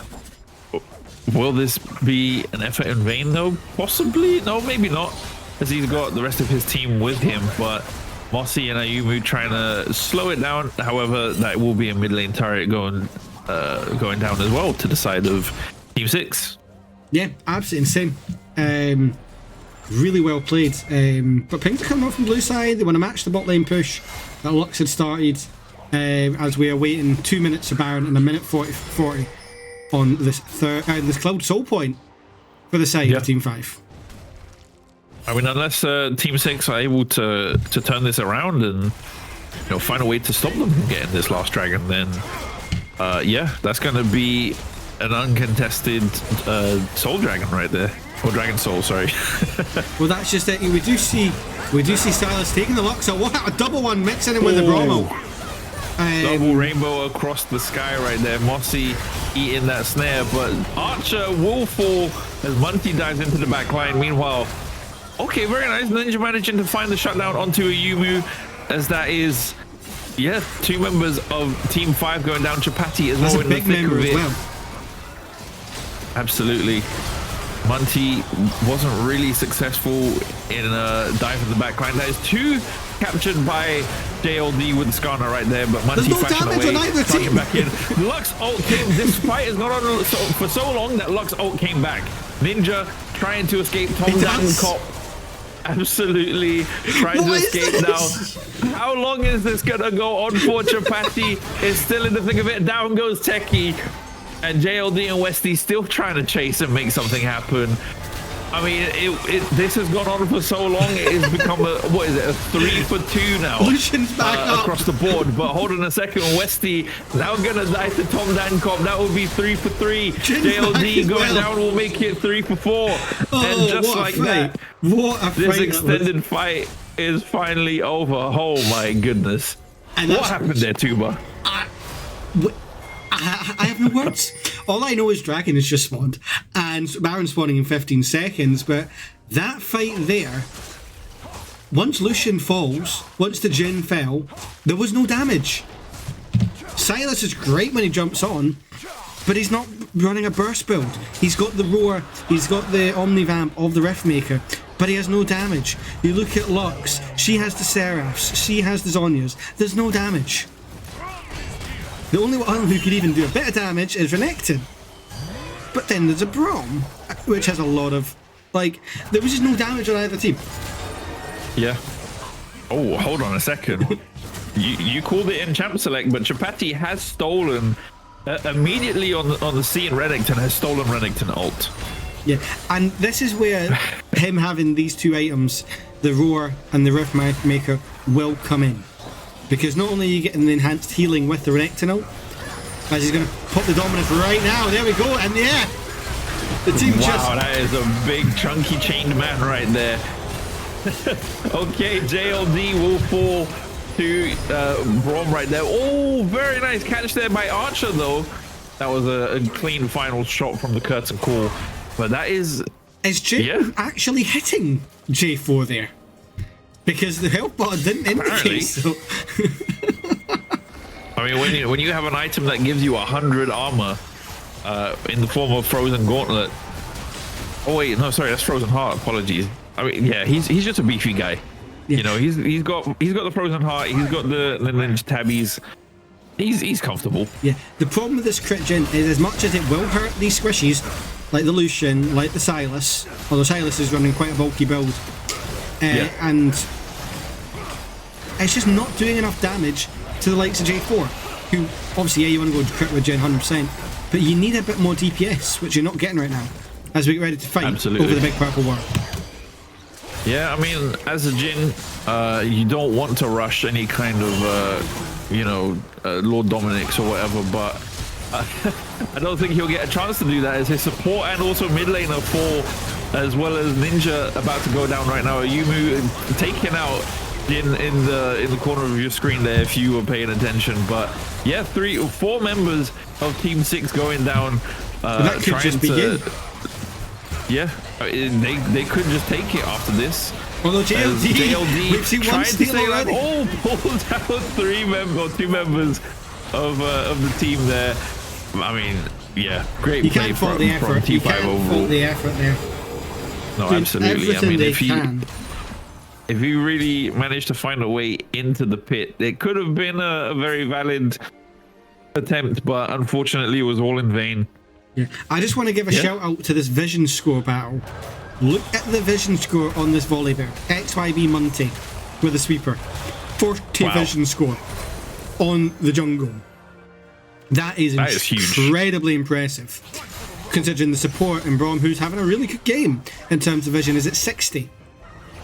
Yeah. Like, I mean, the thing is, when it comes to vision, if somebody other than the support participates in denying vision, it can have a detrimental effect on the outcome of the game. You know, denying vision to your opponent is one of the main focuses of this game at the end of the day. You know, so if you're contributing to that, then vision wins games, as we see you be able to use that onto the Phoenixen. Yeah. I mean, I had absolutely no idea that 2, maybe 3, 4 members of Team 5 were coming to where he was, but yeah, just like that, you blink and you miss it. Renekton is down once again, 40 seconds on the clock. I mean, this Lux that we saw dominate our last game in the mid lane has not quite worked this game. 0-3 this time. Yeah. Working towards what can only assume... I don't even know what she's building here. With a blasting wand. I'm interested to see if she gets a chance to build it. I wish I could tell you. I was going to say it with the Zonias, but she's already got that. As we see the Baron minions doing a lot of damage in the top lane. One last stand here for team number 6. One inhib has fallen to, as we speak. Down Skarner once again being stolen by Chapati. Very reliable out there for the team fights, especially as he's has the capability of diving in. Lux ult comes out, Yumu almost dying as JLD is in the thick of it. Okay, the snipe coming out by Jin right there, managing to find a Yumu, but hold on a second, down goes Volibear as Tom Dankop is dashing all over the place, speeding, but look how fast that Jarvan is, my goodness. So we're not gonna let them get the Nexus or into the altar, as the Nexus will fall, and just like that. What a game. What a game. Listen, that is the only game that we've had on stream where the team that established the early lead secured the game. You know. They won the early game. They absolutely used their advantage in the mid game, and just ran through with it, secured the Baron, and the game. That's it. This was a textbook game by Team 5, and they played it by the book. Well, that is just it. And what we're going to do, I don't know if you want to do some bonus content here, Younes. I'm down. Let's jump in to the upper bracket final. I mean, let's go. Let's see what we're dealing with here as we get into this game that is currently underway. Just reset the blue bottle. So yeah, so we're currently 26-16. Okay. Scoreboard. Scion mids and a 15-0 Udyr here. Holy moly, what on earth am I looking at? Okay, well, the hunt, the Lulu on that Yuumi once again, as we can see right there. The hunt on Aphelios? Aphelios top? What? What am I looking at? Shen top, okay, we've got the Udyr jungle, Orianna mid with the Ezreal Blitzcrank. Okay, I'd love to see a good Blitzcrank actually. Scion mid as well. This is extremely unusual. This has to be a lane swap roster, but never mind that. Okay. Shen and Blitz immediately melt into the hunt right now on this Aphelios as the Lilia, oh my goodness, whatever. The Lilia ball goes out there. Oh, okay. This is Team 1, right? Yeah, Team 1 absolutely running this down. Team 2 seemingly having no chance with this outcome as, wow, knocking at the Nexus. Seemingly uncontested. Hold on a second though. Random Potato is pulling up with the Udyr. That's the first time the Udyr died all game. That's it. He pulls up and then off he goes. You know. Thanks for visiting. See you later. Hold on a second though. Dopamine is probably going to okay, just die. I thought he would probably do a little bit more structural damage, but none. Absolutely done. As the Orianna Shockwave comes out. 3 kills immediately being confirmed by the Team 2 squad. They have returned and they are here to defend their base, as that is Yuumi going down as well, and a clean ace across the board. Tuba, what have we jumped into? I have no words. And it looks like they're just going to walk straight up Broadway. Obviously, these towers don't exist. League Client is being League Client. This next one doesn't exist either. If they don't have health bars, they're not real. All right, guys. 7 seconds for Scion, 10 seconds for Cog, 13 for Lilia. They're going to be able to get back up. And going from what I've seen, Udyr has controlled this game. But they must have lost Baron, and I actually don't know. I would love to know if... Yeah, I have no idea. This is insane. Like, what a match to jump in on. And I'm quite glad we did. Yeah, I mean, this is just completely raw, no context. You know, we're just here. We just pulled up. You know, it's like jumping into a group chat while they're in the middle of a discussion, and you're trying to find out what they're talking about. What are these guys currently doing? You know, what's happening? I'll tell you what is happening. Team 1 have seven turrets. They've got a Nexus open. One Nexus turret is down. Okay. Also, I mean, they had the Baron buff, but apparently nothing at all. But yeah, now Team 2 are gonna have to fight for their lives beyond Lilia death. lives on a blinking health bar with his Zhonya, and she's gonna get out. Oh my god! It's a Yuumi. What a heal as well. That was huge. Okay, well, Beyond Death is still gonna live. Double blast cone coming out there by Random Potato, trying to find a flanking point on the left side with this Udyr. Beyond Death continuing to eat this poke though from Ezreal. Oh, they have Dragon Soul. They have the Infernal Soul. Okay. I mean, if they continue to play this hokey pokey game, they could turn this around and possibly win the fight. But obviously, if you are Team 1, you just want to run down and end this completely. There we go. I don't know why we're missing our graphic, but we're fine. Fine. There we go. There we go. Can, that's it. There you go. Nice. Okay. Well, there you guys have it. There is the graphic, and here is the fight. Wiggly Carrot is no longer going to be any. It's going to be Wiggly. Hold on a minute though. Udyr beelined it that whole time. Beelined it for the Baron.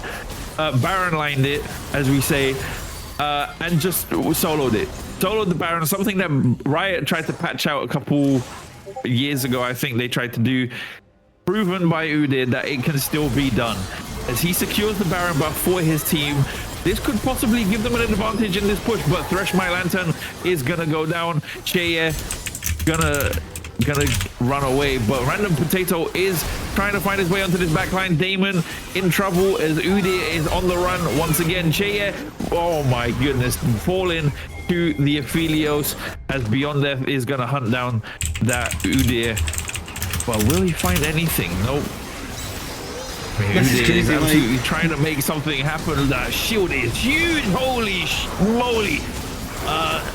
Okay, Cog coming out there trying to snipe him, but Wiggly Carrot, I mean, at this point, you're getting chopped up so many times, you may as well just get in the stew, okay? Off you go into the broth. And Nexus turret being knocked on.